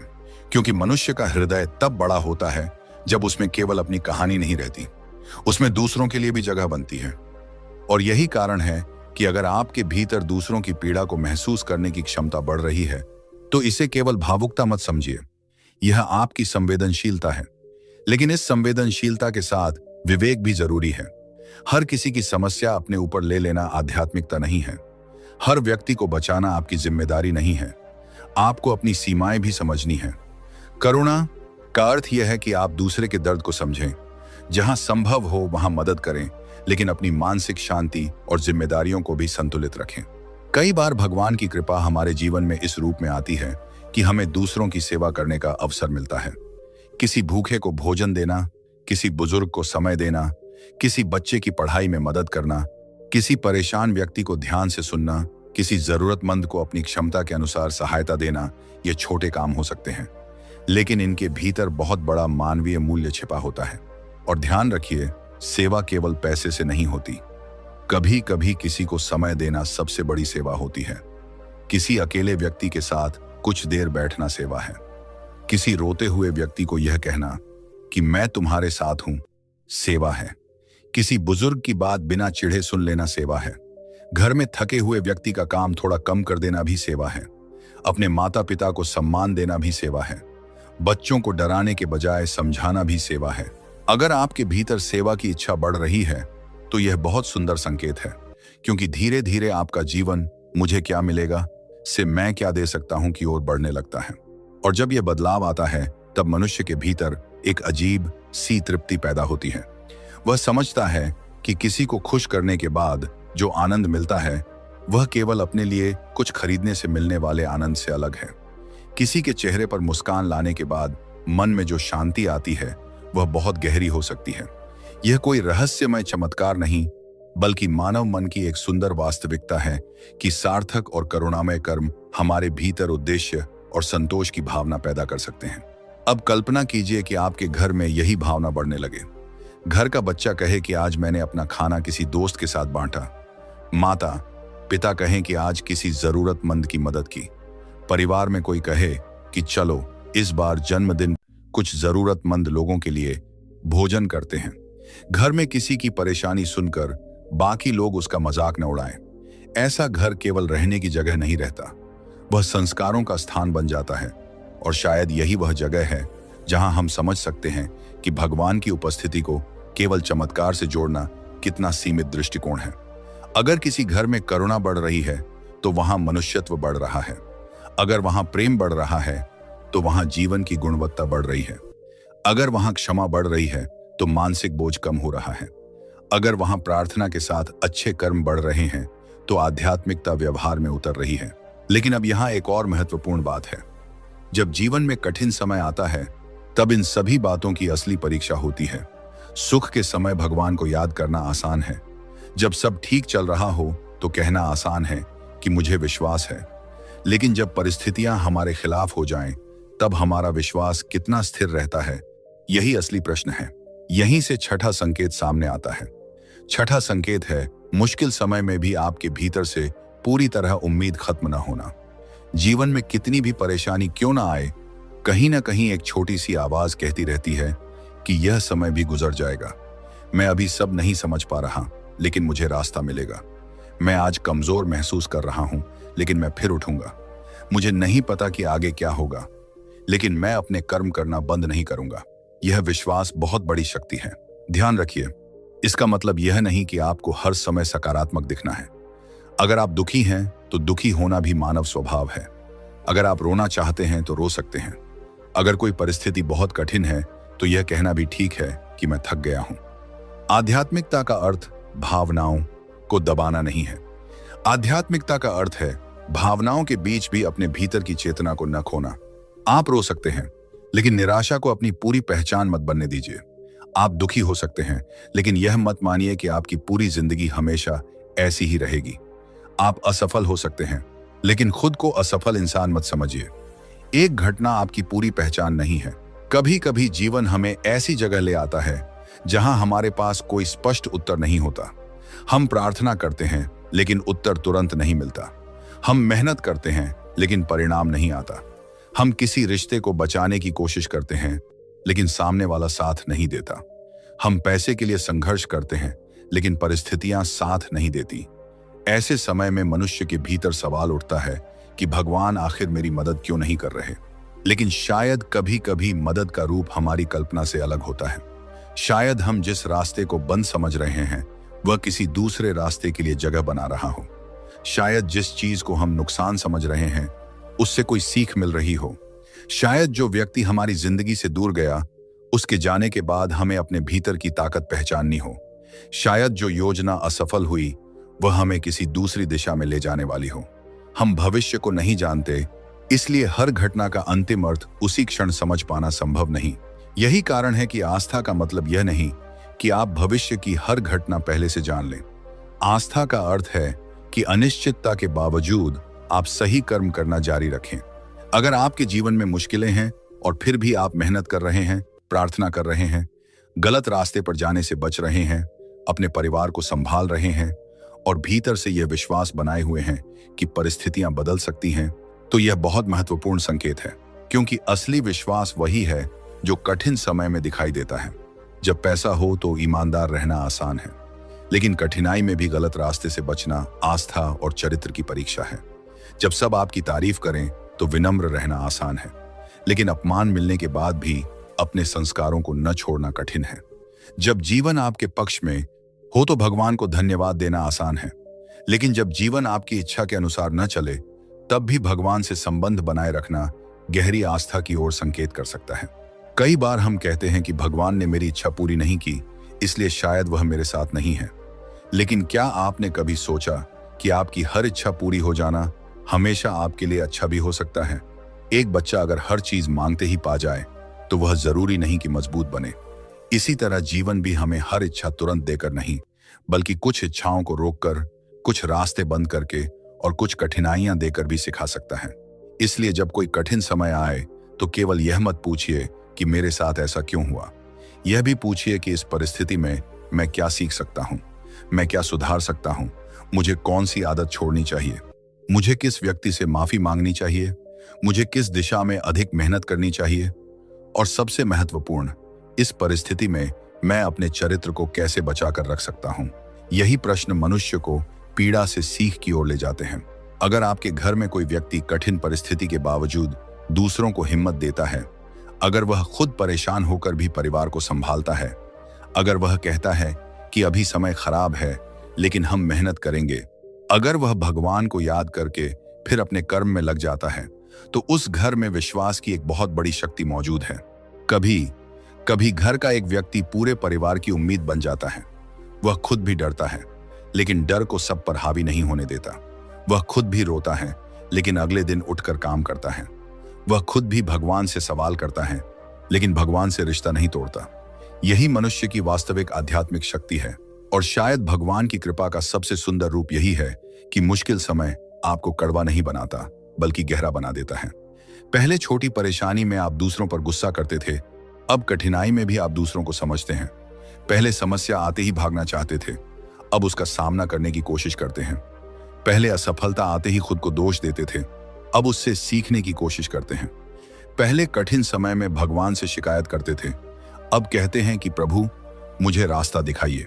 यही बदलाव जीवन को बदलता है।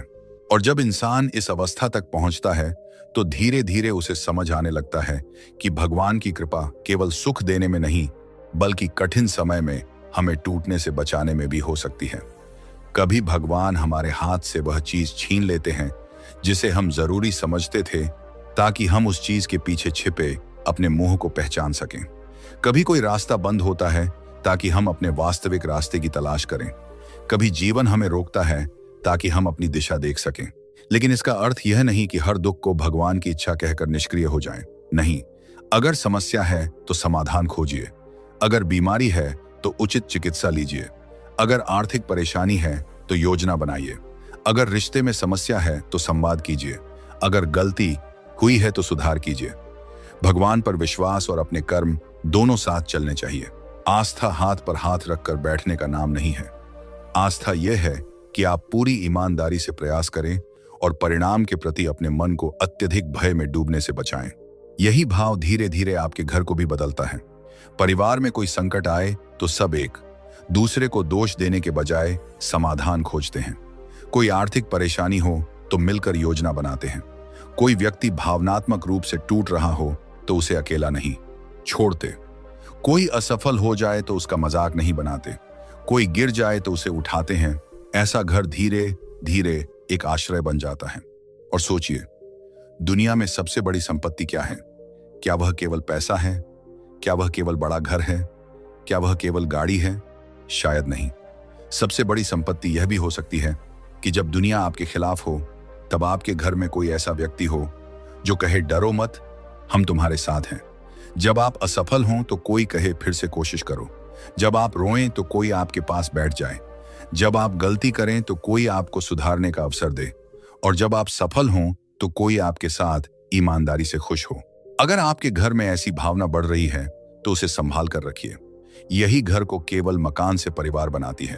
अब तक हमने समझा कि जब भीतर की चेतना बदलती है तो इच्छाओं का स्वरूप बदल सकता है, नकारात्मकता से दूरी बढ़ सकती है, दूसरों के प्रति करुणा पैदा हो सकती है और कठिन समय में विश्वास मजबूत हो सकता है। लेकिन अभी यात्रा पूरी नहीं हुई है, क्योंकि आने वाले संकेतों में हम उस स्थिति को समझेंगे जहां इंसान को बाहरी प्रमाणों की जरूरत कम होने लगती है और भीतर की शांति स्वयं उसका प्रमाण बन जाती है। जहां वह भगवान से केवल मांगता नहीं बल्कि अपने कर्मों को भगवान को समर्पित करने की भावना विकसित करता है। जहां उसे समझ आने लगता है कि भगवान की तलाश किसी दूर जगह पर नहीं बल्कि अपने विचारों, कर्मों और चेतना की शुद्धता में भी की जा सकती है। इसलिए अगर आज आपके जीवन में कठिन समय चल रहा है तो एक बात याद रखिए, आपका वर्तमान आपकी पूरी कहानी नहीं है। आज की परेशानी कल की दिशा तय नहीं करती। आज की असफलता आपकी पूरी पहचान नहीं है। आज का अकेलापन हमेशा नहीं रहेगा। आज की आर्थिक समस्या आपकी पूरी जिंदगी नहीं है। और आज की उलझन यह साबित नहीं करती कि भगवान आपसे दूर हैं। कभी कभी सबसे अंधेरी रात के बीच मनुष्य को अपनी छोटी सी रोशनी पहचाननी पड़ती है। वह रोशनी आपका विश्वास हो सकती है, आपका धैर्य हो सकता है, आपका परिवार हो सकता है, आपकी मेहनत हो सकती है, आपकी प्रार्थना हो सकती है। और अगर आप उस छोटी रोशनी को बचाकर रखते हैं तो धीरे धीरे रास्ता दिखाई देने लगता है। इसलिए आज रात जब आप सोने जाएं तो भगवान से केवल अपनी परेशानियां दूर करने की मांग मत कीजिए। कुछ पल आंखें बंद करके इतना कहिए, हे प्रभु, मैं हर चीज नहीं समझता, लेकिन मुझे सही कर्म करने की शक्ति दीजिए। जब मैं डरूं तो मुझे धैर्य दीजिए। जब मैं क्रोधित हूं तो मुझे संयम दीजिए। जब मैं किसी से ईर्ष्या करूं तो मुझे अपने जीवन की कृतज्ञता याद दिलाइए। जब कोई मुझे दुख दे तो मुझे विवेक दीजिए कि मैं नफरत में न डूबूं। और जब मेरे जीवन में सफलता आए तो मुझे अहंकार से बचाइए, क्योंकि शायद यही वह प्रार्थना है जो धीरे धीरे इंसान को बाहर की दुनिया से नहीं बल्कि अपने भीतर से जोड़ती है। और जब यह संबंध गहरा होता है तब आपको हर दिन किसी बड़े चमत्कार की प्रतीक्षा नहीं करनी पड़ती। सुबह की शांत सांस भी आपको ईश्वर की याद दिला सकती है। परिवार का साथ भी कृपा लग सकता है। किसी जरूरतमंद की मदद करने का अवसर भी आशीर्वाद लग सकता है। कठिन समय में हिम्मत मिलना भी कृपा लग सकता है। और रात को दिन भर की गलतियों को देखकर खुद को सुधारने का संकल्प लेना भी एक आध्यात्मिक संकेत हो सकता है। यही वह यात्रा है जो आपके घर के वातावरण को धीरे धीरे बदल सकती है।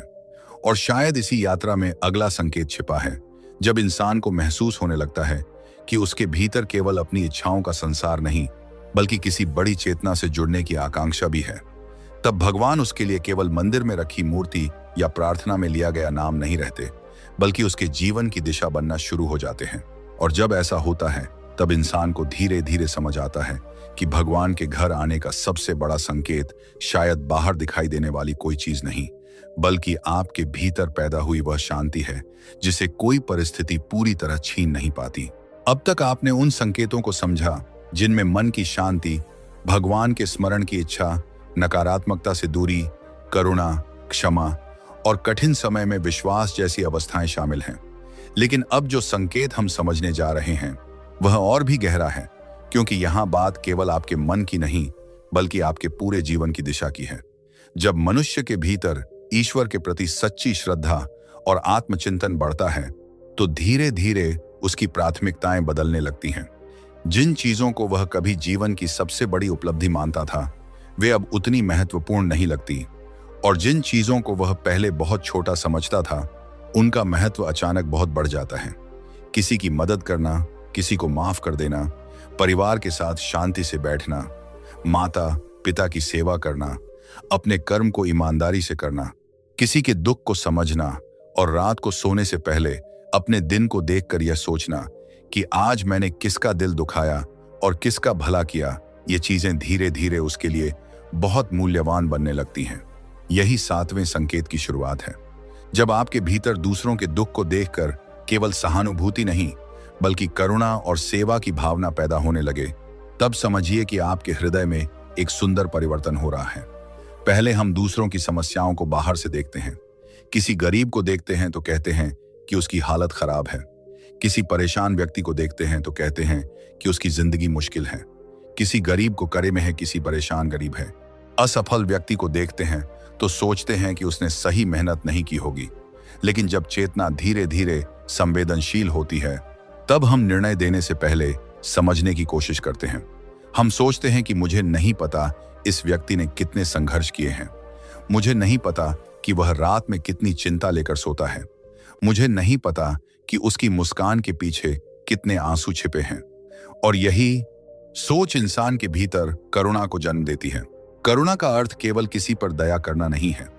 दया में कभी कभी ऊपर और नीचे का भाव आ जाता है। करुणा में बराबरी होती है। करुणा कहती है कि आज वह परेशानी में है, कल मैं भी हो सकता हूं। आज उसे मदद की जरूरत है, कल शायद मुझे भी किसी के हाथ की जरूरत पड़े। इसीलिए जब आपके भीतर दूसरों की मदद करने की इच्छा बढ़ने लगे तो इसे केवल भावुकता मत समझिए। यह आपके भीतर के अहंकार के कम होने का भी संकेत हो सकता है, क्योंकि अहंकार हमेशा पूछता है कि मुझे क्या मिलेगा, लेकिन करुणा पूछती है कि मैं क्या दे सकता हूं। सोचिए, जब कोई व्यक्ति मंदिर में जाकर घंटों प्रार्थना करता है और बाहर निकलने के बाद किसी भूखे व्यक्ति को देखकर मुंह फेर लेता है, तो उसकी प्रार्थना का जीवन पर कितना प्रभाव पड़ा। इसके विपरीत कोई व्यक्ति बहुत साधारण तरीके से भगवान को याद करता है, लेकिन रास्ते में किसी जरूरतमंद को देखकर अपनी क्षमता के अनुसार मदद कर देता है, किसी बुजुर्ग को सड़क पार करा देता है, किसी दुखी व्यक्ति की बात ध्यान से सुन लेता है, किसी बच्चे की फीस में थोड़ी सहायता कर देता है, किसी अकेले इंसान को कुछ समय दे देता है, तो उसके भीतर भगवान के प्रति प्रेम केवल शब्दों में नहीं, कर्म में भी दिखाई देता है। इसका अर्थ यह नहीं कि हर सेवा का काम भगवान के आने का प्रमाण है। हमें ऐसे निष्कर्षों से बचना चाहिए, लेकिन इतना जरूर कहा जा सकता है कि करुणा और सेवा मनुष्य के भीतर सकारात्मक और आध्यात्मिक गुणों को विकसित करते हैं। और अगर यह भावना आपके जीवन में स्वाभाविक रूप से बढ़ रही है, तो यह एक बहुत सुंदर परिवर्तन है। शायद आपने कभी महसूस किया हो कि पहले किसी की परेशानी देखकर आपको बहुत ज्यादा फर्क नहीं पड़ता था, लेकिन अब किसी की आंखों में आंसू देखकर आपका मन बेचैन हो जाता है। कोई बुजुर्ग अकेला दिखाई दे तो आप उसके पास बैठना चाहते हैं। कोई गरीब बच्चा कुछ बेचता हुआ दिखे तो उसके प्रति मन में सम्मान पैदा होता है। कोई व्यक्ति असफल होकर टूट रहा हो तो उसे नीचा दिखाने के बजाय उसे हिम्मत देने की इच्छा होती है। किसी की नौकरी चली गई हो तो आप यह नहीं कहते कि उसकी किस्मत खराब है, बल्कि सोचते हैं कि शायद उसे अभी किसी सहारे की जरूरत है। यह परिवर्तन बहुत गहरा है। और ध्यान रखिए, सेवा केवल पैसे से नहीं होती। यह बात बहुत लोग भूल जाते हैं। किसी के पास पैसा है तो वह धन से सेवा कर सकता है, लेकिन हर व्यक्ति के पास बहुत पैसा नहीं होता। फिर क्या वह सेवा नहीं कर सकता? बिल्कुल कर सकता है। किसी को समय देना भी सेवा है, किसी की बात ध्यान से सुनना भी सेवा है, किसी परेशान व्यक्ति को सही जानकारी देना भी सेवा है, किसी बुजुर्ग के साथ बैठना भी सेवा है, अपने माता पिता के काम में हाथ बंटाना भी सेवा है, अपने बच्चों को प्यार और अच्छे संस्कार देना भी सेवा है, किसी के दुख का मजाक न उड़ाना भी सेवा है, किसी की गलती को सबके सामने अपमानित न करना भी सेवा है। कई बार हम सोचते हैं कि सेवा तभी बड़ी होगी जब हम कोई बहुत बड़ा काम करेंगे, लेकिन आध्यात्मिक जीवन में छोटी छोटी चीजों का भी महत्व होता है। किसी के लिए दरवाजा खोल देना, रास्ता बताना, किसी को पानी देना, किसी की बात बिना बीच में टोके सुनना, किसी दुखी व्यक्ति को यह कहना कि तुम अकेले नहीं हो, ये सब छोटे काम हैं, लेकिन इनके पीछे मनुष्य की संवेदना छिपी होती है। अगर आपके घर में यह भावना बढ़ने लगे तो घर का वातावरण भी बदलता है। पहले परिवार के लोग केवल अपनी जरूरतों की बात करते थे, अब वे एक दूसरे की जरूरत समझने लगते हैं। पहले बच्चे पूछते थे कि मुझे क्या मिलेगा, अब कभी कभी पूछने लगते हैं कि मैं क्या मदद कर सकता हूं। पहले माता पिता केवल बच्चों की सफलता की चिंता करते थे, अब उनके चरित्र और संवेदनशीलता की भी चिंता करने लगते हैं। परिवार में जन्मदिन केवल पार्टी का अवसर नहीं रहता, बल्कि किसी जरूरतमंद की मदद करने का अवसर भी बन सकता है। त्योहार केवल अपने घर को सजाने का अवसर नहीं रहता, बल्कि किसी ऐसे व्यक्ति के चेहरे पर मुस्कान लाने का अवसर भी बन जाता है जिसके पास खुशियां मनाने के साधन कम हैं। यही परिवर्तन घर को भीतर से सुंदर बनाता है। और जब इंसान दूसरों की मदद करने लगता है तो एक और अद्भुत परिवर्तन होता है। उसका ध्यान धीरे धीरे अपनी समस्याओं से हटकर जीवन की व्यापकता की ओर जाता है। इसका अर्थ यह नहीं कि उसकी समस्याएं खत्म हो जाती हैं, लेकिन उसे अपनी परेशानी के अलावा भी दुनिया दिखाई देने लगती है। उसे एहसास होता है कि हर व्यक्ति किसी न किसी संघर्ष से गुजर रहा है। कोई धन के लिए परेशान है, कोई रिश्ते के लिए, कोई स्वास्थ्य के लिए, कोई अकेलेपन के लिए, कोई अपने भविष्य के लिए। तब इंसान दूसरों को देखकर निर्णय कम और समझ ज्यादा करने लगता है। यही समझ अहंकार को कम करती है। अहंकार चाहता है कि हर कोई हमारी बात माने। करुणा चाहती है कि हम दूसरे की बात भी समझें। अहंकार कहता है कि मैं सही हूं। करुणा पूछती है कि सामने वाला ऐसा क्यों सोच रहा है। अहंकार कहता है कि जिसने मुझे चोट दी उसे सबक मिलना चाहिए। करुणा कहती है कि मैं अपने लिए सीमा बनाऊंगा, लेकिन अपने भीतर नफरत को स्थायी घर नहीं दूंगा। अहंकार कहता है कि मेरी सफलता सबसे बड़ी है। करुणा कहती है कि मेरी सफलता का आनंद तब और बढ़ता है जब उससे किसी और का जीवन भी बेहतर हो। और जब यह बदलाव आता है तब इंसान के भीतर एक नई तरह की खुशी जन्म लेती है। ऐसी खुशी जो केवल अपने लिए चीजें हासिल करने से नहीं आती। आपने कभी किसी की मदद की होगी और बाद में जब आप अकेले बैठे होंगे तो आपके मन में एक अजीब सी शांति रही होगी। शायद आपने किसी जरूरतमंद को खाना दिया होगा, किसी बच्चे की मदद की होगी, किसी बुजुर्ग को कुछ दिया होगा, या किसी ऐसे व्यक्ति को समय दिया होगा जो बहुत परेशान था। उस समय शायद आपको बदले में कुछ नहीं मिला, लेकिन फिर भी मन हल्का हो गया। यही वह अनुभव है जिसे सेवा की आंतरिक खुशी कहा जा सकता है। इसलिए अगर आपको लगता है कि अब आपको दूसरों के लिए कुछ करने में पहले से ज्यादा आनंद आता है, तो इस भावना संभालिए। इसे दिखावा मत बनने दीजिए। अगर आप किसी की मदद करते हैं तो हर जगह यह बताना जरूरी नहीं कि मैंने क्या किया। अगर आपने किसी के लिए अच्छा काम किया और किसी को पता भी नहीं चला, तब भी वह अच्छा काम कम मूल्यवान नहीं हो जाता, बल्कि कई बार गुप्त रूप से किया गया अच्छा कर्म मन को अहंकार से बचाता है। यही कारण है कि आध्यात्मिक जीवन में बाहरी प्रदर्शन से ज्यादा आंतरिक भावना का महत्व है। आप कितनी देर पूजा करते हैं, कितनी बड़ी माला पहनते हैं, कितनी बड़ी बात करते हैं, इससे ज्यादा महत्वपूर्ण यह है कि आपके व्यवहार में कितना प्रेम आया। आप कितने श्लोक जानते हैं, इससे ज्यादा महत्वपूर्ण यह है कि जब कोई आपसे असहमत हो तो आप उसके साथ कैसा व्यवहार करते हैं। आप कितनी बार मंदिर जाते हैं, इससे ज्यादा महत्वपूर्ण यह है कि घर लौटकर आप अपने परिवार से किस तरह बोलते हैं। अगर भगवान की याद आपके भीतर सचमुच गहरी हो रही है तो उसका प्रभाव आपके शब्दों और कर्मों में धीरे धीरे दिखाई देना चाहिए। और यही बात हमें 8वें और सबसे गहरे संकेत तक ले जाती है। 8वां संकेत यह है कि आपके भीतर भगवान को पाने की इच्छा किसी बाहरी चमत्कार से ज्यादा अपने भीतर परिवर्तन की इच्छा बन जाए। यह बहुत गहरी अवस्था है, क्योंकि शुरुआत में इंसान भगवान से बहुत सारी चीजें मांगता है। वह कहता है कि मुझे पैसा चाहिए, सफलता चाहिए, नौकरी चाहिए, व्यापार में लाभ चाहिए, घर चाहिए, गाड़ी चाहिए, रिश्ते अच्छे चाहिए, बीमारी ठीक होनी चाहिए। इसमें कुछ भी गलत नहीं कि मनुष्य अपनी जरूरतों के लिए प्रार्थना करे, लेकिन धीरे धीरे अगर उसकी प्रार्थना बदलने लगे और वह कहने लगे कि प्रभु मुझे सही बुद्धि दीजिए, सही कर्म करने की शक्ति दीजिए, मेरे भीतर का क्रोध कम कीजिए, मेरे अहंकार को कम कीजिए, मुझे सच्चाई पर चलने की शक्ति दीजिए, तो यह प्रार्थना की गहराई को दिखाता है।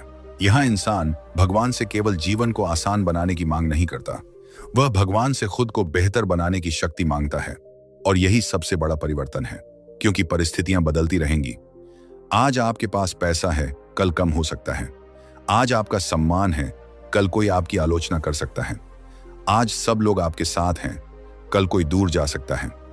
आज आप सफल हैं, कल कोई असफलता सामने आ सकती है। लेकिन अगर आपने अपने भीतर धैर्य, विवेक, करुणा, सत्य और आत्मसंयम विकसित कर लिया, तो आप परिस्थितियों के बदलने के बावजूद अपने केंद्र को बचा सकते हैं। यही कारण है कि आध्यात्मिक जीवन का उद्देश्य केवल बाहरी सफलता नहीं होना चाहिए।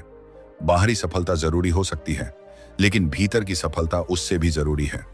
आपने कितनी संपत्ति बनाई, यह महत्वपूर्ण है, लेकिन आपने कितने लोगों के लिए अच्छा किया, यह भी महत्वपूर्ण है। आपने कितनी बड़ी गाड़ी खरीदी, यह आपकी सुविधा बताती है, लेकिन आपने अपने माता पिता को कितनी शांति दी, यह आपके चरित्र को बताता है। आपने कितने लोगों से परिचय बनाया, यह आपकी सामाजिक स्थिति बताता है, लेकिन कितने लोग आपके सामने अपना दुख बिना डर के कह सकते हैं, यह आपके हृदय की गुणवत्ता बताता है। जब यह दृष्टि विकसित होती है, तब जीवन की परिभाषा बदल जाती है। आप काम करेंगे, लेकिन काम आपको पूरी तरह निगलेगा नहीं। आप पैसा कमाएंगे, लेकिन पैसा आपकी पहचान नहीं बनेगा। आप सफलता चाहते रहेंगे, लेकिन सफलता न मिलने पर खुद को बेकार नहीं समझेंगे। आप रिश्ते निभाएंगे, लेकिन अपने अस्तित्व को किसी एक व्यक्ति के व्यवहार पर पूरी तरह निर्भर नहीं करेंगे।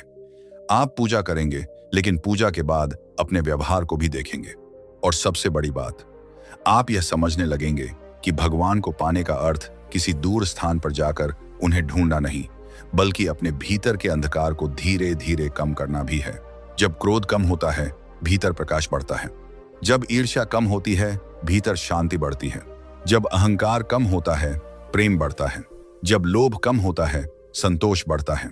जब नफरत कम होती है, करुणा बढ़ती है।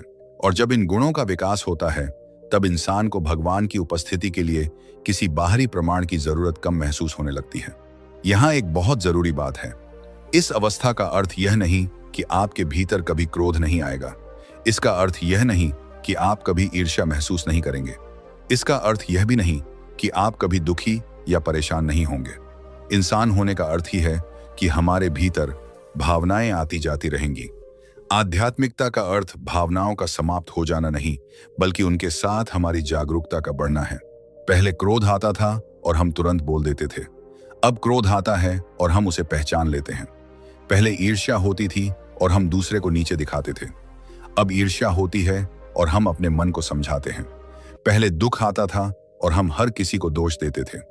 अब दुख आता है और हम कुछ समय अपने भीतर बैठते हैं।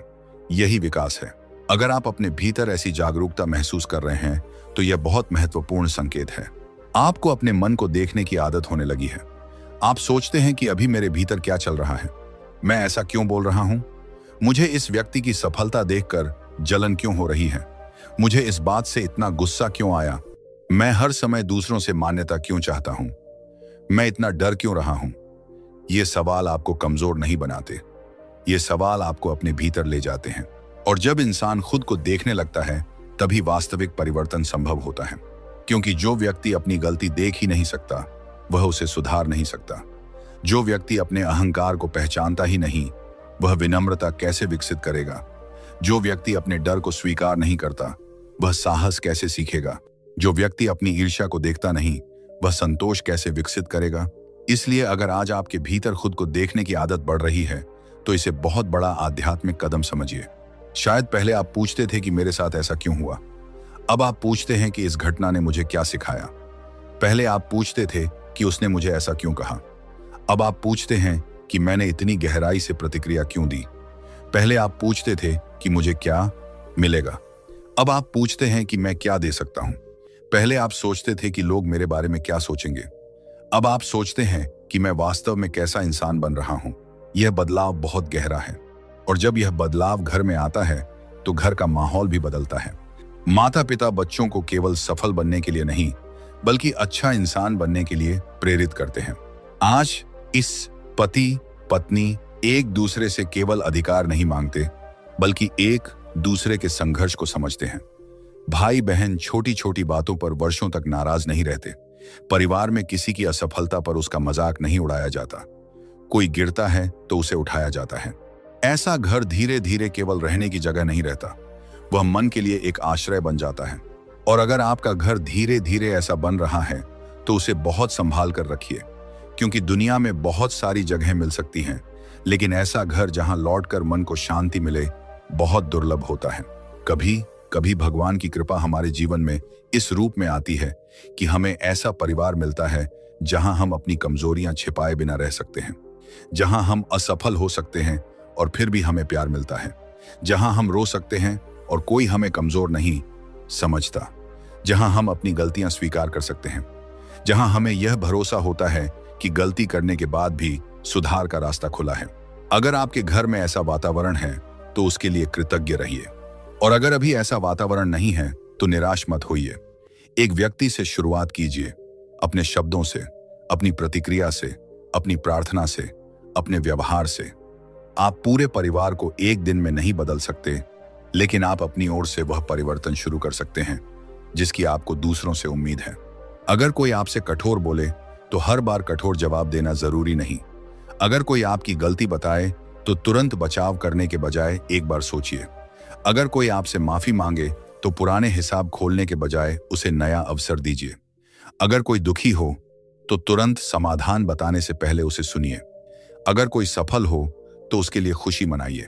ये छोटी बातें हैं लेकिन घर का वातावरण इन्हीं से बनता है, और जब आप ऐसा करते हैं तो धीरे धीरे आपको महसूस होगा कि आपका अपना मन भी हल्का हो रहा है, क्योंकि दूसरों को शांति देने की कोशिश करते हुए हम खुद भी शांत होना सीखते हैं।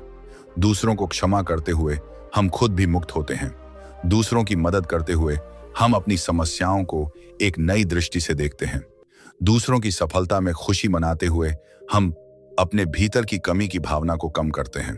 यही कारण है कि आध्यात्मिक जीवन केवल भगवान के बारे में सोचने का नाम नहीं है, यह जीवन को भगवान की दृष्टि से देखने की कोशिश भी है। अगर कोई व्यक्ति आपके साथ गलत करता है तो इसका अर्थ यह नहीं कि आपको उसके जैसा बन जाना है। अगर दुनिया में बहुत लोग स्वार्थी हैं तो इसका अर्थ यह नहीं कि आपको भी स्वार्थी बनना है। अगर लोग आपको धोखा देते हैं तो इसका अर्थ यह नहीं कि आप ईमानदारी छोड़ दें। अगर लोग आपकी अच्छाई का फायदा उठाते हैं तो इसका अर्थ यह नहीं कि अच्छाई ही छोड़ दें। आपको विवेक के साथ अपनी अच्छाई को बचाए रखना है। और यही आध्यात्मिक शक्ति है। जब आपके भीतर यह भावना जन्म लेती है कि मैं परिस्थितियों से अपनी अच्छाई तय नहीं करूंगा, तब आप भीतर से मजबूत होने लगते हैं।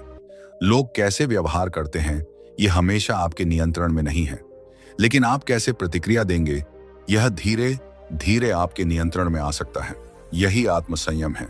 और शायद यही वह जगह है जहां भगवान की उपस्थिति को महसूस किया जा सकता है। जब कोई आपको गुस्सा दिलाना चाहता है और आप शांत रह जाते हैं, जब कोई आपको अपमानित करता है और आप बदला लेने के बजाय अपनी गरिमा बचाते हैं, जब कोई आपकी सफलता से जलता है और आप उसके लिए बुरा नहीं सोचते, जब आपके पास किसी को चोट पहुंचाने का अवसर होता है लेकिन आप उसे छोड़ देते हैं, जब आप किसी की कमजोरी जानते हैं लेकिन उसे उसके खिलाफ इस्तेमाल नहीं करते। ये सब छोटे छोटे निर्णय हैं लेकिन इन्हीं निर्णयों से चरित्र बनता है और चरित्र ही अंततः मनुष्य की सबसे बड़ी संपत्ति बनता है। इसलिए अगर आपको कभी लगता है कि भगवान आपके घर आते हैं या नहीं, तो अपने घर के व्यवहार को देखिए। क्या वहां लोगों के दिल धीरे धीरे नरम हो रहे हैं? क्या वहां क्षमा बढ़ रही है? क्या वहां करुणा बढ़ रही है? क्या वहां प्रार्थना बढ़ रही है? क्या वहां दूसरों की सफलता देखकर खुशी होती है? क्या वहां कठिन समय में एक दूसरे का हाथ पकड़ा जाता है? क्या वहां गलती के बाद सुधार का मौका मिलता है? अगर इन बातों में धीरे धीरे वृद्धि हो रही है, तो आपके घर में एक सुंदर आध्यात्मिक वातावरण विकसित हो रहा है। और इस पूरी यात्रा का सबसे बड़ा संदेश यही है कि भगवान की कृपा को केवल बाहरी घटनाओं में मत खोजिए, अपने भीतर के बदलाव को भी देखिए। हो सकता है कि आपको कोई चमत्कार दिखाई न दे, लेकिन आपका क्रोध कम हो रहा हो सकता है कि आपको कोई दिव्य आवाज न सुनाई दे, लेकिन आपका विवेक मजबूत हो रहा हो सकता है कि आपको कोई असाधारण सपना न आए, लेकिन आपकी प्रार्थना सच्ची हो रही हो सकता है कि आपकी समस्याएं अभी भी हों, लेकिन आप उन्हें संभालने की शक्ति पा रहे हो। कभी कभी यही सबसे बड़ी कृपा होती है। और अब जब हम इन 8 संकेतों की पूरी यात्रा के अंत के करीब पहुंच रहे हैं, तो एक बात हमेशा याद रखिए, भगवान को पाने के लिए आपको किसी विशेष व्यक्ति जैसा बनने की जरूरत नहीं। आपको अपने भीतर ईमानदारी से उतरने की जरूरत है। अपने मन को देखिए, अपने कर्मों को देखिए, अपने शब्दों को देखिए, अपने रिश्तों को देखिए और रोज थोड़ा सा बेहतर बनने की कोशिश कीजिए। अगर आज आप कल से थोड़ा अधिक शांत हैं, तो आप आगे बढ़ रहे हैं। अगर आज आप कल से थोड़ा अधिक क्षमाशील हैं, तो आप आगे बढ़ रहे हैं। अगर आज आप किसी दूसरे की खुशी देखकर पहले से ज्यादा खुश हो सकते हैं, तो आप आगे बढ़ रहे हैं। अगर आज आप किसी दुखी व्यक्ति की मदद करना चाहते हैं, तो आप आगे बढ़ रहे हैं। अगर आज आप कठिन समय में भी अपने कर्म करना नहीं छोड़ते, तो आप आगे बढ़ रहे हैं। और अगर आज आपको भगवान से कुछ मांगने से ज्यादा भगवान को धन्यवाद देने का मन होता है, तो शायद आपके भीतर कुछ बहुत सुंदर जाग रहा है। यही वह अवस्था है जहां इंसान धीरे धीरे समझता है कि भगवान को रोज घर बुलाने के लिए कोई विशेष शब्द जरूरी नहीं। अपने घर में प्रेम रखिए, अपने व्यवहार में सच्चाई रखिए, अपने कर्मों में ईमानदारी रखिए, अपने मन में करुणा रखिए, अपनी गलतियों को स्वीकार करने का साहस रखिए, दूसरों को क्षमा करने की शक्ति रखिए और कठिन समय में भी उम्मीद की छोटी सी लौ जलाए रखिए। क्योंकि शायद ईश्वर की सबसे बड़ी उपस्थिति वहीं होती है जहां मनुष्य का हृदय धीरे धीरे प्रेम का स्थान बन जाता है। और अगर आज आपको लगता है कि आपके घर में अभी बहुत अशांति है, रिश्तों में तनाव है, मन में चिंता है और जीवन में बहुत सारी समस्याएं हैं, तो भी यह मत सोचिए कि आपके लिए आध्यात्मिक शांति संभव नहीं। शुरुआत बहुत छोटी हो सकती है। आज किसी एक व्यक्ति से प्रेम से बात करिए। आज किसी एक पुराने विवाद को आगे न बढ़ाइए।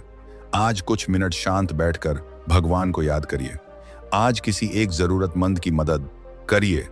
आज अपने किसी गलत व्यवहार के लिए माफी मांगिए। आज रात सोने से पहले 3 ऐसी चीजों के लिए धन्यवाद दीजिए जो आपके जीवन में अभी भी हैं। आप देखेंगे कि धीरे धीरे आपका मन बदलना शुरू कर सकता है। और जब मन बदलता है तो दुनिया को देखने का तरीका बदलता है। वही घर अलग लगता है, वही परिवार अलग लगता है, वही जीवन अलग लगता है। समस्याएं शायद तुरंत खत्म न हों, लेकिन उन्हें देखने की दृष्टि बदल जाती है। और कई बार दृष्टि का बदलना ही सबसे बड़ा परिवर्तन होता है। इसलिए भगवान से केवल यह मत कहिए कि मेरे घर में आओ, यह भी कहिए कि मेरे घर को ऐसा बना दो जहां प्रेम रह सके, शांति रह सके, क्षमा रह सके, सेवा रह सके और सत्य रह सके। क्योंकि जब घर का वातावरण इन गुणों से भरने लगता है, तब शायद भगवान को बुलाने की जरूरत नहीं रहती। तब मनुष्य स्वयं महसूस करने लगता है कि वह उस दिव्य चेतना से दूर कभी था ही नहीं। और शायद यही इस पूरी यात्रा का सबसे गहरा रहस्य है। भगवान के आने का सबसे बड़ा संकेत बाहर दिखाई देने वाला चमत्कार नहीं, बल्कि आपके भीतर का वह परिवर्तन है जो आपको पहले से अधिक शांत, अधिक प्रेमपूर्ण, अधिक करुणामय और अधिक सच्चा इंसान बना देता है।